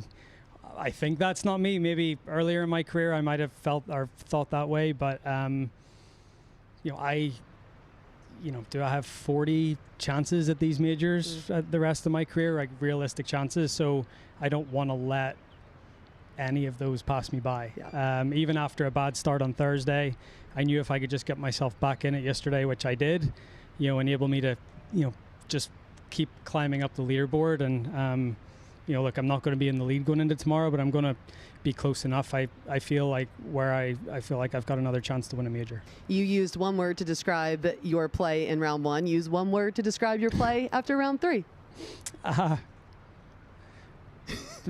Better. Yeah, it's okay, better. We'll take better. That's better. I know what you mean, Amanda. Okay, well done. So there's the card. What stood out to you today? Well, for Rory, it's been the opposite of Scheffler. His putter has started to wake up. Round 2, plus 2.1 on the greens. Round 3, plus 1.6. So he's really started to get that putter hot. And then you can take advantage of your high-quality shots. We're at 15 and 4-iron coming into this par 4 for McNeely. This is all you want. And that is headed right. Wiped it. Even sounded bad.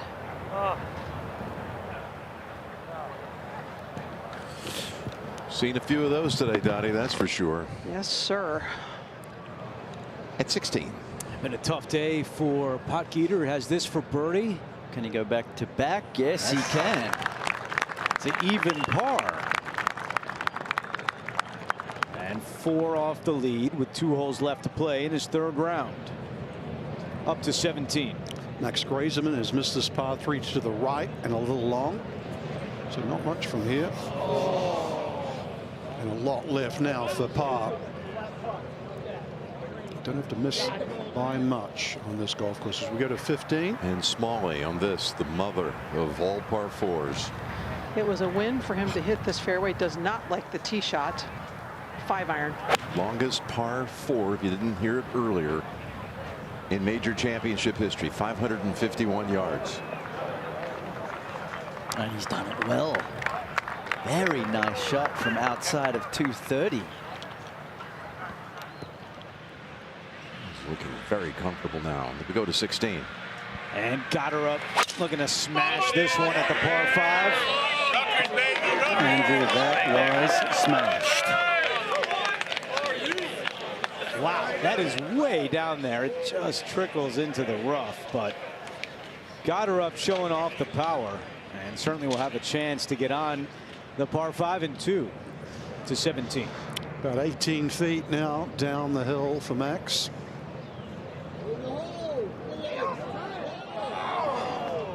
Other player letting it slip. 4 under was the mark at the start of the day. Has not changed. 15. Okay, we're back with McNeely. This monster par 4. Good lie, but an awkward number, 40 yards. The ball back in his stance a bit, trying to get it out, get it running. They've caught it just a little too heavy. Yeah, he's trying to play the ridge. Needed more juice.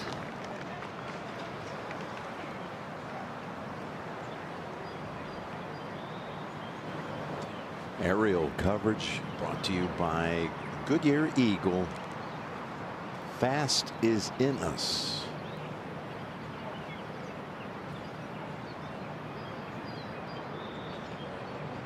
Let's move ahead to 17. To just drop one shot. I don't think he's going to be happy with that. Sloppy bogey here.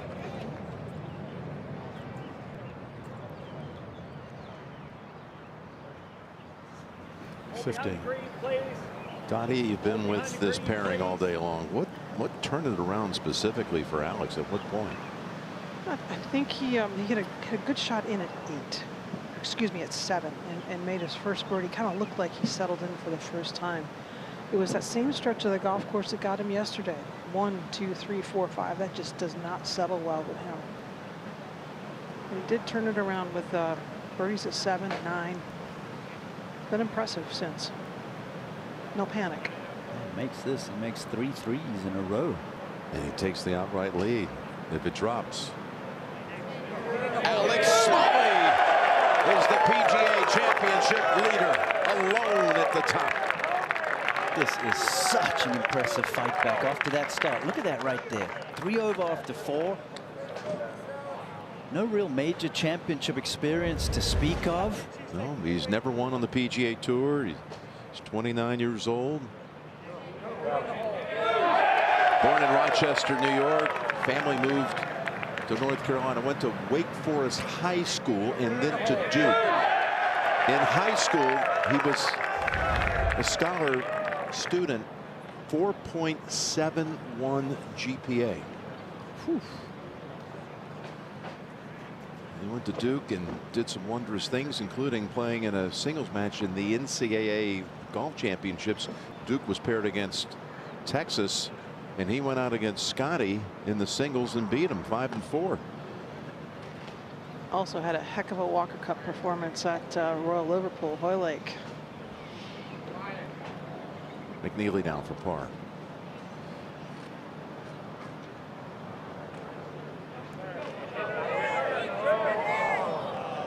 So 2-shot swing between those two at 15. McNeely drops to 3. Smalley goes to 5. With a downwind par 5 coming up. This is what we have on the course right now. We got Cam Young and Justin Thomas both 1 under par. At the 54th hole, Gracerman and Lee on 17T.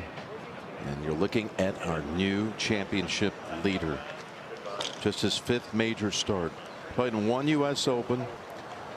This is his 4th PGA. He did win a couple of big amateur events. If you follow the amateur game at all, you know how big the Son of Hannah amateur is here in the Great Commonwealth of Pennsylvania. He won that twice.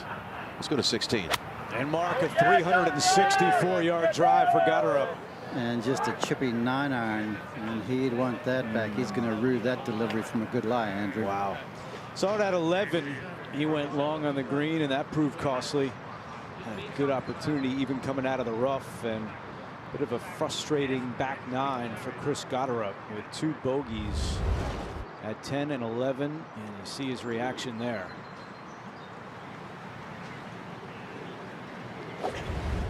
Now back on the tee, our new leader, Alex Smalley. Should mention the Sonahana Amateur. That's not part of the Elite Amateur Series. It is big time, and this guy won it twice.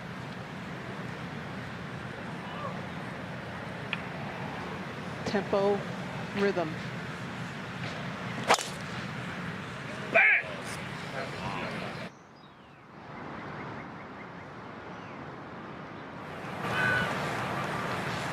And that one is just gonna squirt into the rough. And he's talked a lot about tempo and rhythm, and yeah, exactly. He is in that zone. He's playing as well as anyone this year. Got us.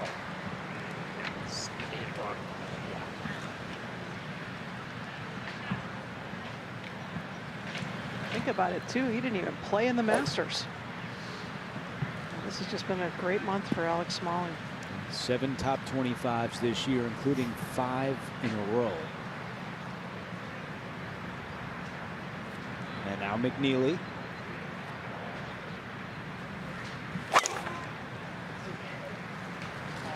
All right. No other right. And that one will get hung up on the left side in the rough for McNeely, who's currently 2 behind Smalley. Let's go up to 18. Young.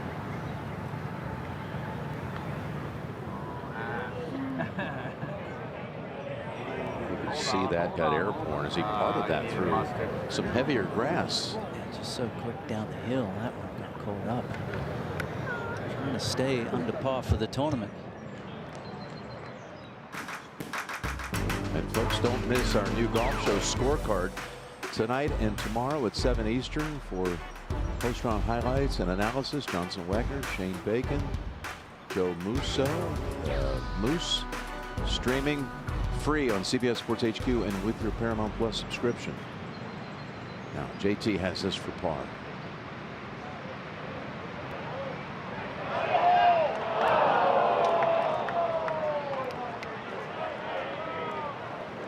And 16. And the third for Gotterup. He's going to need to pull off the improbable from back here. Ball in the rough. Going way upstairs. That's a bit of a safety, Andrew.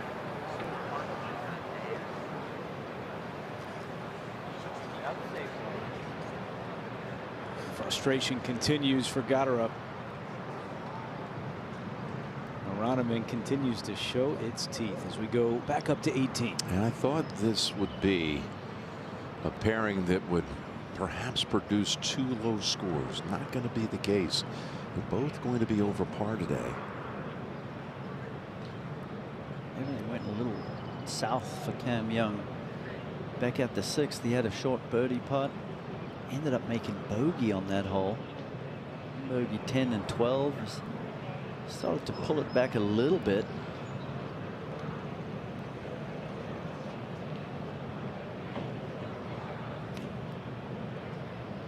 Big putt here to stay under par. Same basic length, not the same putt, but the same length as Scheffler, who had to make this to get in at 1 under and did.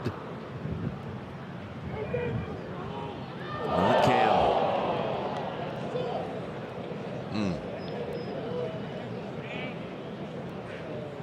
Just like Scheffler.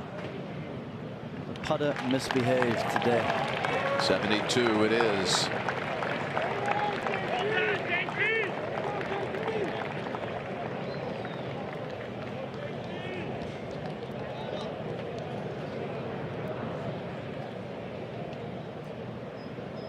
For those who are even par, You can't rule them out. The problem is you have so many bodies. So many people, so many people between even and the lead.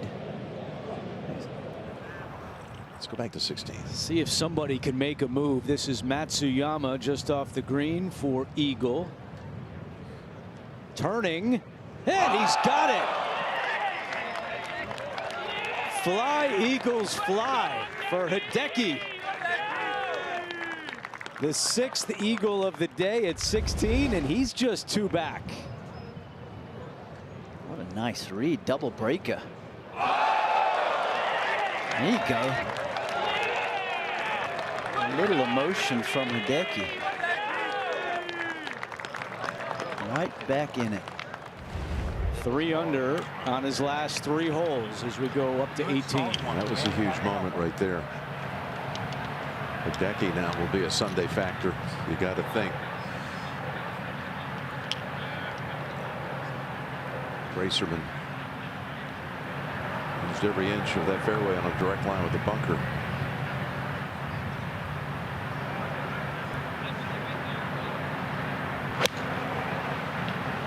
Trying to launch it a mile in the air to see if he can get it to stop. Back up a bit, the 30-year-old from Millburn, New Jersey, about 100 miles away. Let's see one, mate. That's why that whole location is so tough, because you got to carry the false front, but then it's like a brick. Back to 16. And got her up, long way away for birdie. Andrew, with these conditions out here, every par feels golden, and if you're making birdies and eagles like Hideki, it feels like you stole something. That was a big moment there. And back in the fairway, Smalley and McNeely waiting to hit.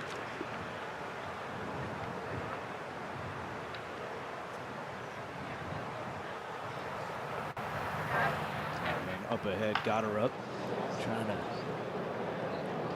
finish off this par.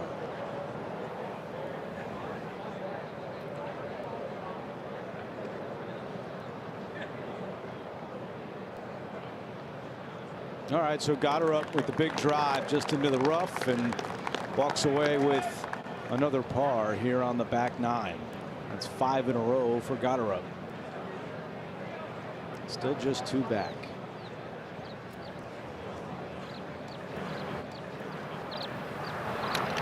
Tracing by Top Tracer is brought to you in partnership with Rolex. And Dottie, what's it look like for Maverick McNeely? Maverick has 222 and caught the bad side of the bevel cut on this rough. Not a great lie. That's 6 iron. Oh.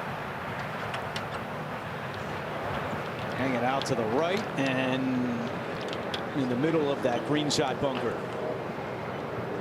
That'd be okay there. Better than being long where Gotterup was. Much more manageable, be able to control the spin out of the sand.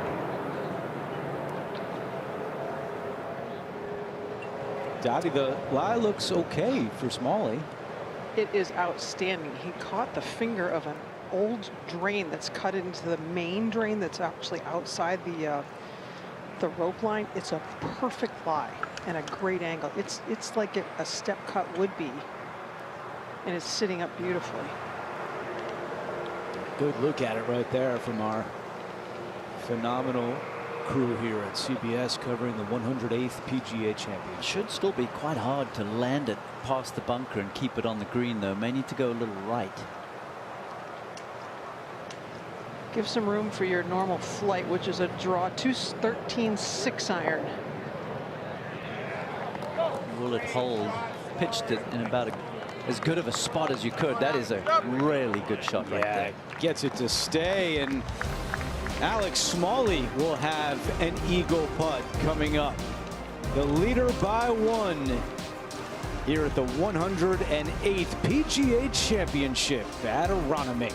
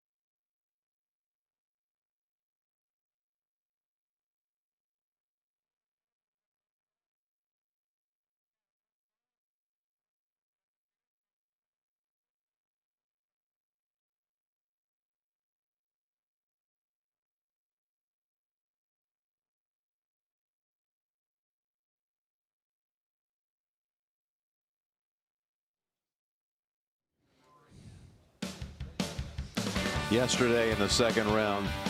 At the 16th, Maverick McNeely.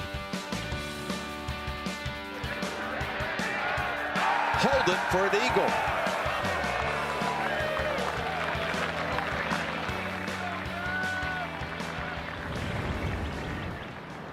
Look where he is today, Andrew. Can he do it again?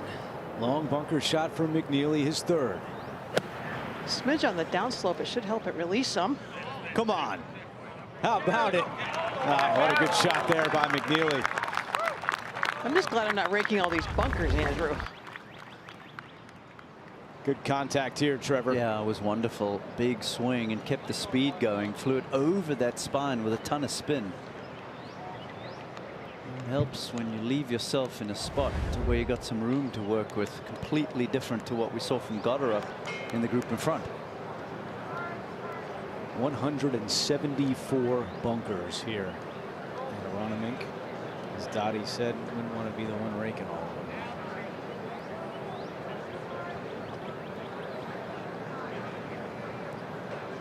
Well, Dottie, if this goes in, we'd have a 3-shot advantage for Alex Smalley. Finally, after 3 days, have some separation, perhaps. He'll earn it if he does. This is uphill, moving across that finger, coming from the back of the green, and then picking up a little bit of pace as it does start to turn. Matsuyama just made eagle here. Can Smalley follow suit?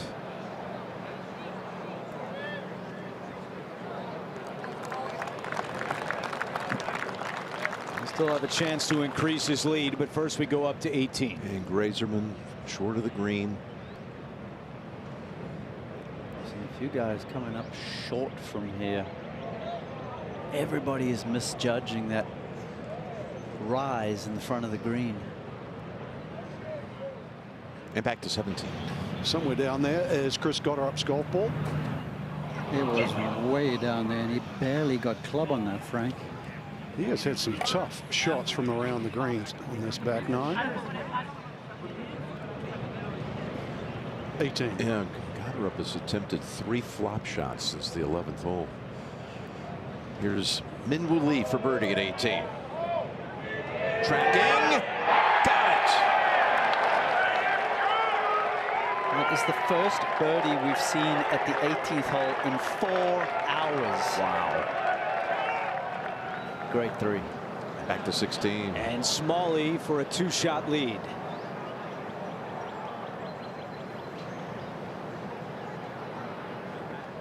Yes, what a turnaround for Alex Smalley.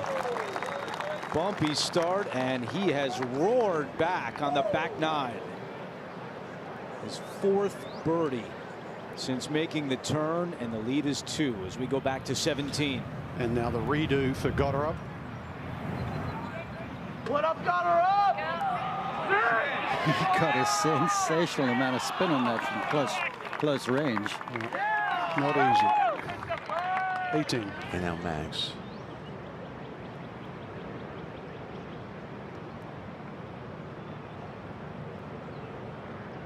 Oh, that's good. Well done. 71.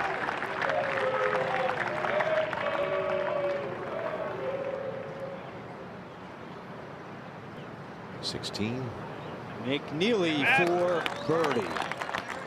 So he gets up and down from that bunker. And McNeely to 4 under, 2 behind his playing partner. Back up to 18. Aldrich Potgieter.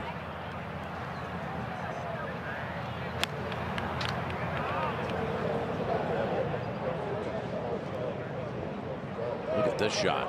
There you go. Goodness.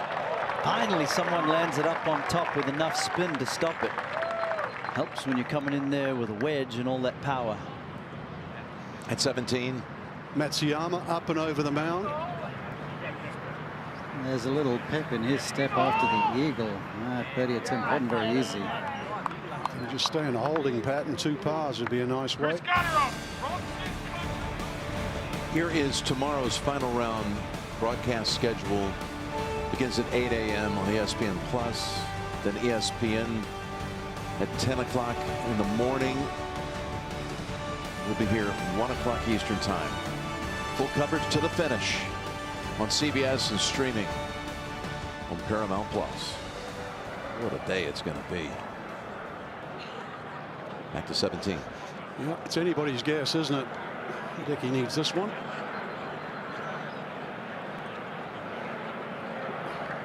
That eye line is way over.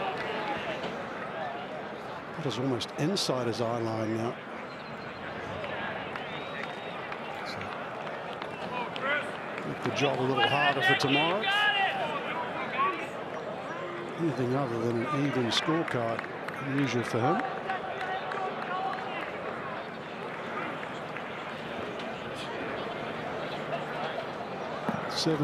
Just 7 birdies here today. And this is the easy hole locations. You can see their distance measuring devices. They're allowed, just as long as they don't have the slope measurement in there. Wonderful collection of par threes. This one is very strong. And Dottie, I know you're a history buff, but Alex Smalley has somehow found lightning in a bottle today. It's been done in this area before. A couple hundred years ago, I guess. Yeah, I would say so. Look at you turning into an American history scholar. Yeah, it is a pretty impressive area, that's for sure. It is. And his golf today, that bounce back, very impressive. Yeah, I think what was most impressive is he never hit the panic button when things got off to a bad start. Needs to finish, though, doesn't he? Right edge of the grandstand, that's on 8. Yep, we got the wind right here about. Yeah, 7 o'clock. Now, this is not a hole location you'd think he'd be comfortable chasing. Not with a draw bias. 25 feet left of the hole. A good shot. Let's try to create some more angle by going all the way into the left corner here. Yeah. That's 7 iron on the way.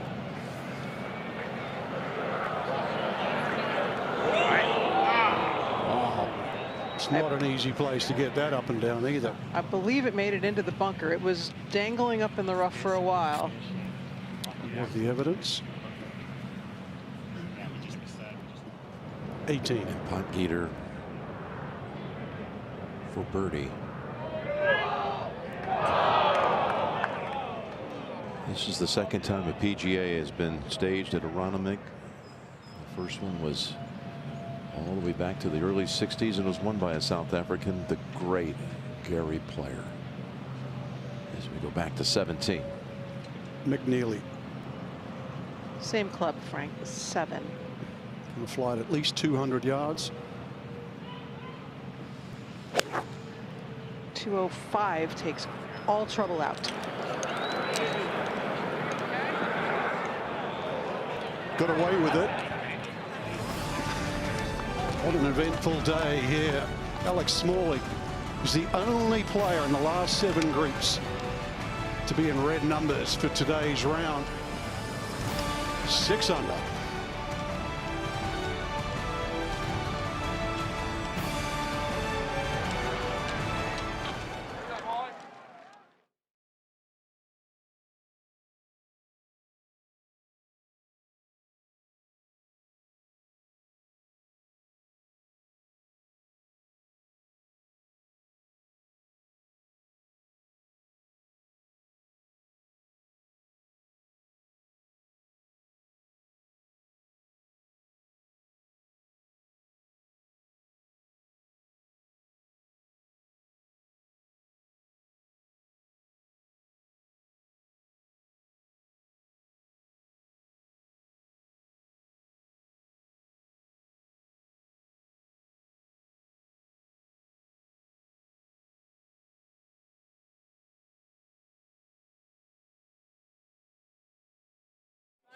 Hey, can we take appreciate that, man. Thank you. Tell my wife happy birthday.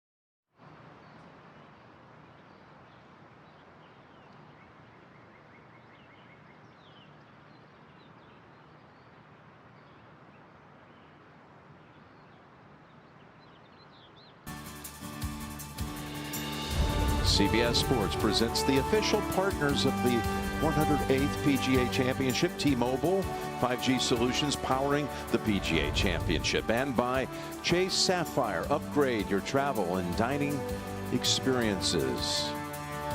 The Ben Franklin Bridge connecting Philadelphia and New Jersey. Come on, you can do it. Across the Delaware. Right here, underneath the mattress.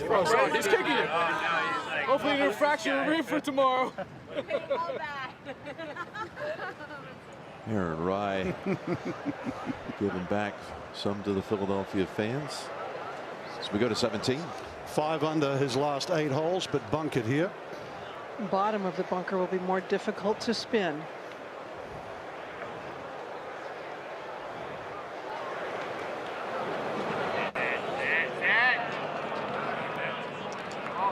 The one stat he does lead this week is putting. So he's going to need about a 10-footer there to remain 2 in front.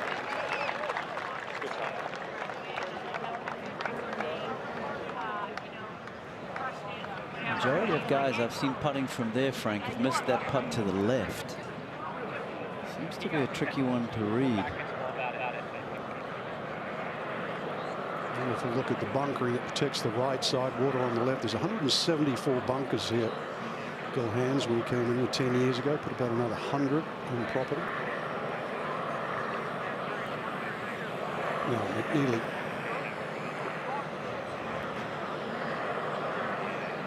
This is one where you really still have to be committed to accelerating the golf club, but the ball doesn't need to travel very far. Maybe 3 feet in the air.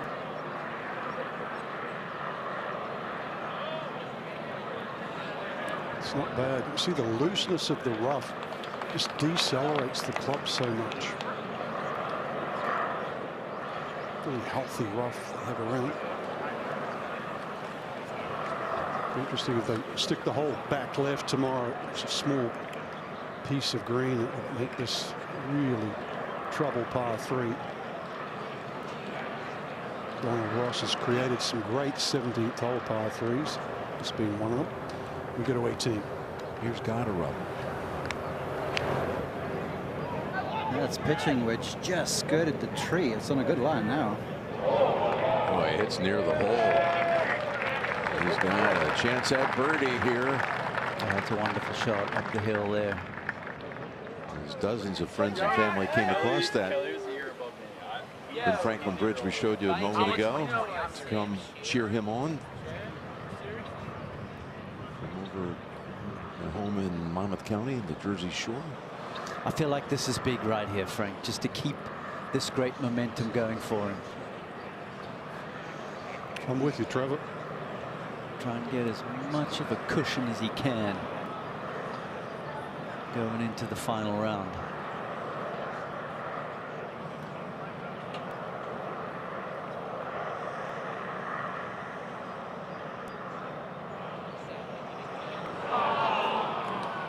He'd already made 10 putts over 10 feet this week.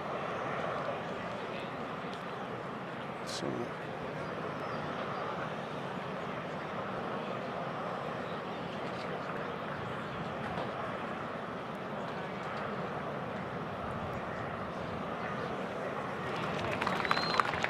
consider historically players within 4 shots of the lead on to win here come Sunday, so that brings a few more people back into it. Tell you what, that bogey putt snuck in the right side there. Wasn't middle.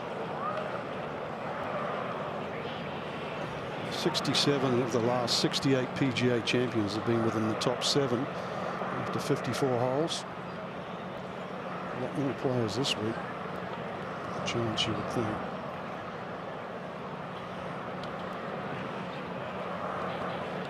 McNeely being one of those.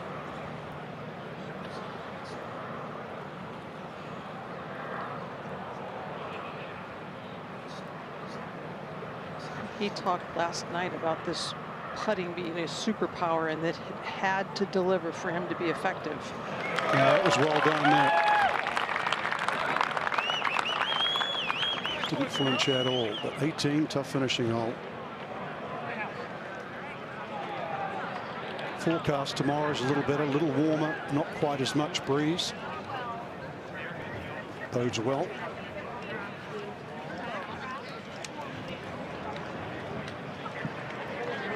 It's going to be hot. It's going to be intense. Hideki, green side bunker at 18.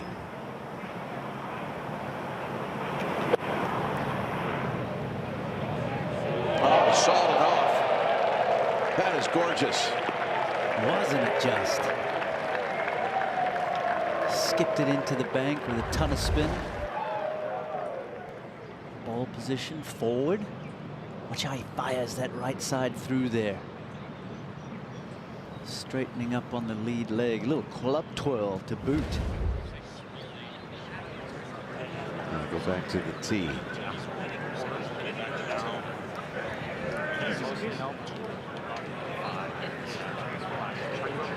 Just 4 players left on the golf course. Hideki and Goddard up on the green. Alex and Maverick on the tee.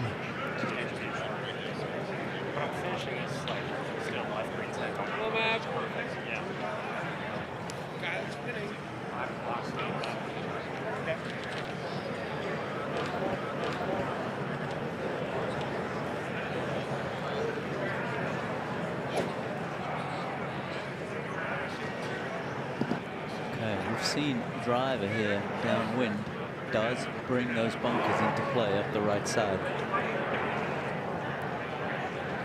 327 into the first of those bunkers. 350-ish to take them out. It's heading toward bunker.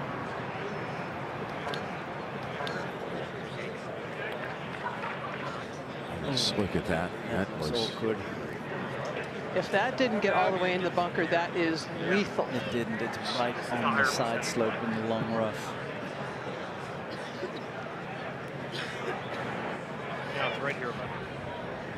Gonna go with driver. You better keep it down the left or gear down to the 3-wood. Which is what Alex has done. This is actually 4-wood for Alex. Which should make it even more comfortable. Oh yeah, this fairway will play much wider for him now. It does still want to tilt left. Biggie Small! This is a smart play here. That's up there with his GPA, I do believe. Yes, it is. It's good course management.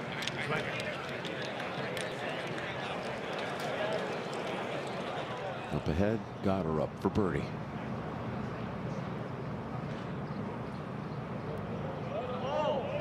Stay up.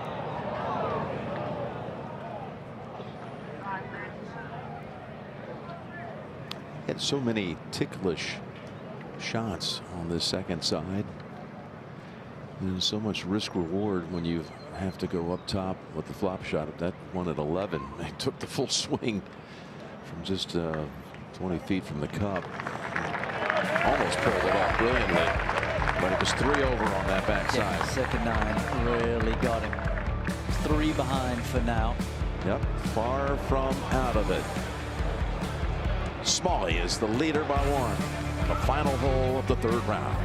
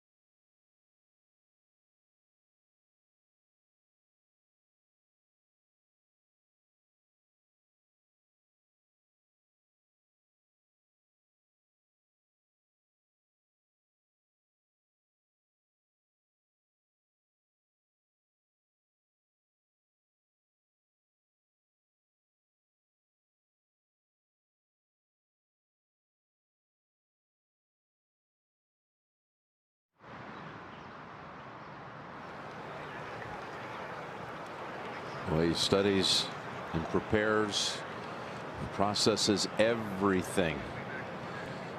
Even walking to a tee shot right down the middle of the fairway. Our leader, Alex Smalley.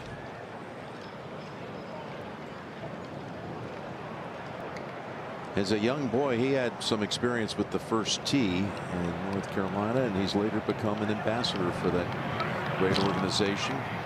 He's played with some First Tee alumni and giving back in many ways, donating equipment, etc., etc.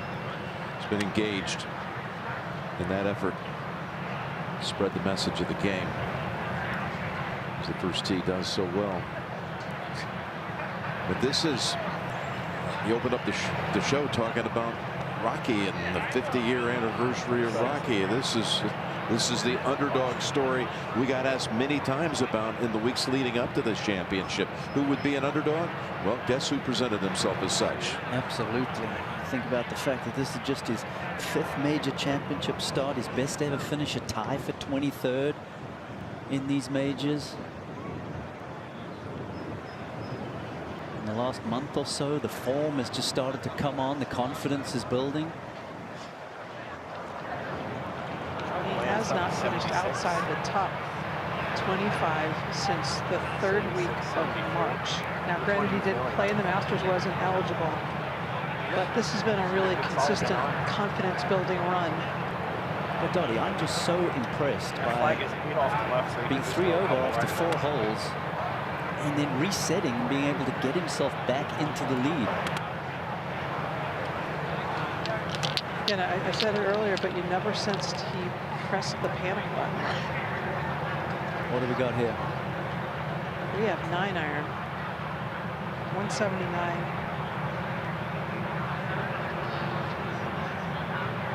Playing up 8. But the breeze should wipe out that 8. Strike sounded pretty good. He's gonna love it. Oh yeah, he is. 2 putts to take the lead to the final round. And that is a lie for McNeely. 156. Trying to get it on the ground.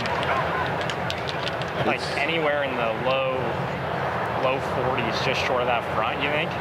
What's that bunker cover? Do you have that? I don't have the right one. First one on the right there. I could shoot it, but it's 37 short of front edge. It's like 110.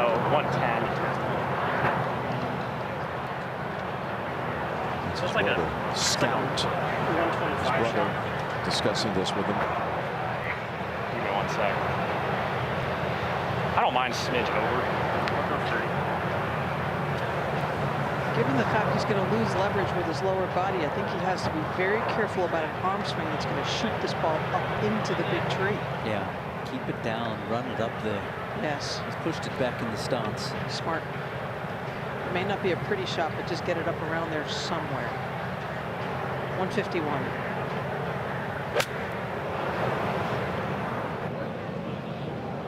Got it into that bunker we just saw Matsuyama play out of and get it up and down.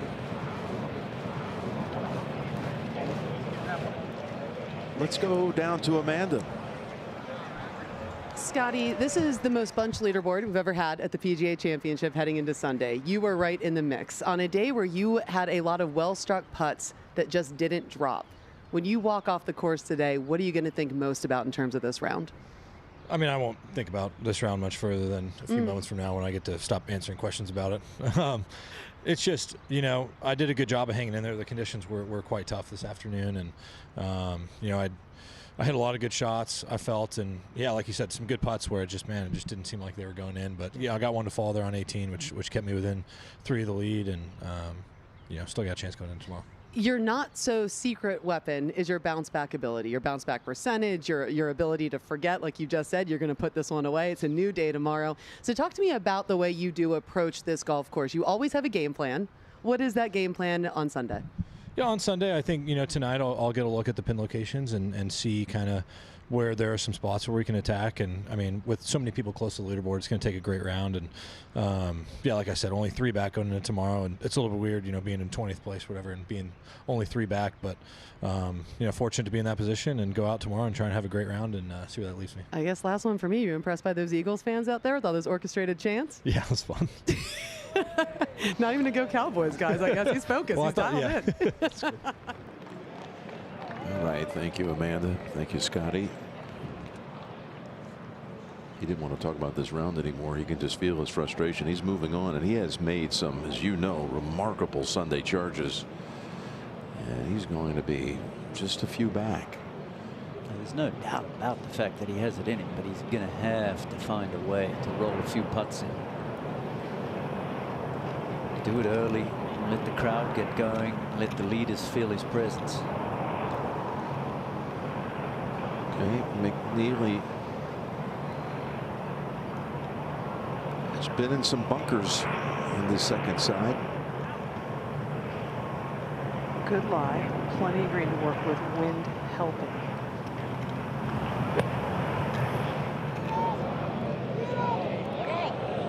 He went for a different shot than what Matsuyama did. He was trying to hit the chunk and run. He didn't lose his turn. I think the idea was okay, but the execution was not. I look at Matt McNeely, and you know he had such a decorated career at Stanford and just now seems to be coming into his own in his professional career, but had the 11 wins at Stanford, and he was just a tremendous amateur throughout. Played on the Arnold Palmer Cup team, played in the for the Eisenhower Trophy, Walker Cupper as well. And when you come around Aronimink, you think of one of the legendary members of this club who passed away a year ago, Jay Sigel, one of the greatest amateurs this country has ever known. He was a 9-time Walker Cupper, twice was a playing captain, won the USGA's highest honor, the Bob Jones Award. And so a lot of us hope that he'll get strong consideration the next time, a year from now, when it comes time to vote for the next class for the World Golf Hall of Fame. Jay Sigel, large part of the history here at Aronimink, and someone who knew Maverick McNeely well. There's some wonderful pictures of Jay in this magnificent clubhouse here at Aronimink. Legend in these parts.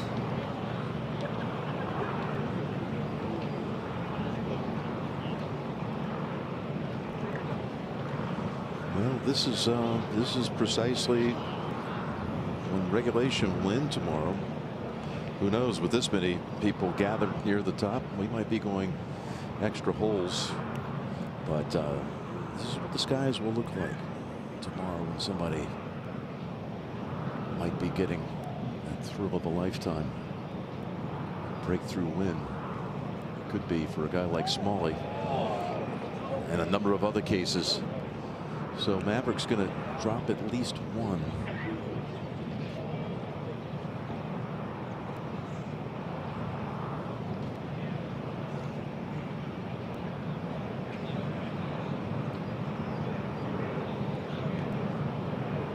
I heard Colt say that this is also the 40-year anniversary today of the release of Top Gun. So you see a guy like Maverick. That's right. Makes me think of all the great heroes who returned to the States today down in Virginia Beach on the USS Gerald R. Ford. True heroes who served the longest deployment in the Navy since the Vietnam War. Welcome them home. That's right. Thanks to them for their service. That bogey right there, I believe, puts McIlroy and Xander tomorrow in the same pairing. Think about Alex Smalley. He's never held a 54-hole lead in an OWGR sanctioned tournament. And here he is with a putt to take a 2-shot lead into the final round. Isn't that amazing? I mean, he was asked just yesterday about his personality and dealing with the tension, and he said, I'm certainly not one that's super loud or boisterous. I try to stay laid back. I don't like being in the spotlight a whole lot, so I'm trying to get used to playing in front of large groups at tournaments like this one. He birdied this hole yesterday. Can he do it again?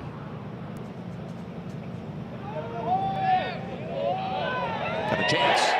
Alex Smalley with a birdie at 18. That was some brilliant golf from the 9th hole. Just look at that. What's this going to be like for him? He's now going to go before the world and be answering a lot of questions. He's going to be in that spotlight until he tees off tomorrow around 2:30. That's exactly right. He's going to spend the next hour or so with the media, getting asked all sorts of questions. And it will be a long night and a long morning for him to figure out how he's going to deal with this massive, massive day ahead of him. So I'm congratulated by Dave Potus, who was the official following this group. Longtime pro, just retired at Bel Air Country Club. And Alex Smalley, one of the unlikeliest 54-hole leaders you could find. He's never won on tour. And this one in with some conviction, too. Right into that right side. Pretty good rebound off a bogey at 17, too. And, you know, going back to earlier in the round, he's 3 over par after the first 4 holes. Many people would have thought, oh, well, moment was a little too big for him. But my goodness, what a fight back. 6 birdies in his last 10. Hey, Alex, what time? Alex, right here. Bernsey. Bernsey. What time? You shot it. You shot it. That's fine. Boy, wrap your hand around this. Alex Smalley, Duke University graduate with honors. He will have the honor of going into the final round of the major with a 2-shot lead over names like Rahm and Oberg, Schmidt, Taylor, and Aaron Rai. And McIlroy won behind that group with Schauffele and Reed, McNeely, and there are others like, well, Scotty Scheffler, who will now be 5 back with Koepka and Fowler. It's just impossible to figure what's going to happen tomorrow. What a wild, wild day that was. Crazy. Loved watching it all. The resilience, though, it took. The quiet man from North Carolina, lives in Greensboro. Alex Smalley to bounce back after a really ragged start. Bogeys on 3 of the first 4 holes. Again, there's your lineup for the broadcast hours tomorrow. ESPN leads it off at 8 on the Plus, and then ESPN at 10. CBS takes it to the finish at 1 o'clock Eastern Time, Paramount Plus. Well, we haven't seen someone from Duke create this kind of uproar since Christian Laettner hit a shot over at the Spectrum back in 1992 to take Duke to the Final Four on its way to a championship. Miracle play with Grant Hill finding him. But look at these people tomorrow, these names, these luminaries, these stars. Can't wait to see what's going to happen Sunday at Aronimink. Yeah, it's a city that loves an underdog.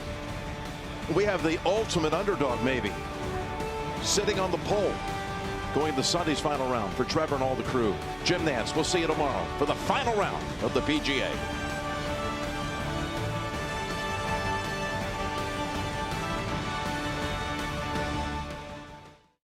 All right, we're going to talk about that. Oh, is this Mom? Hi, Mom. Are you crying? Oh, I love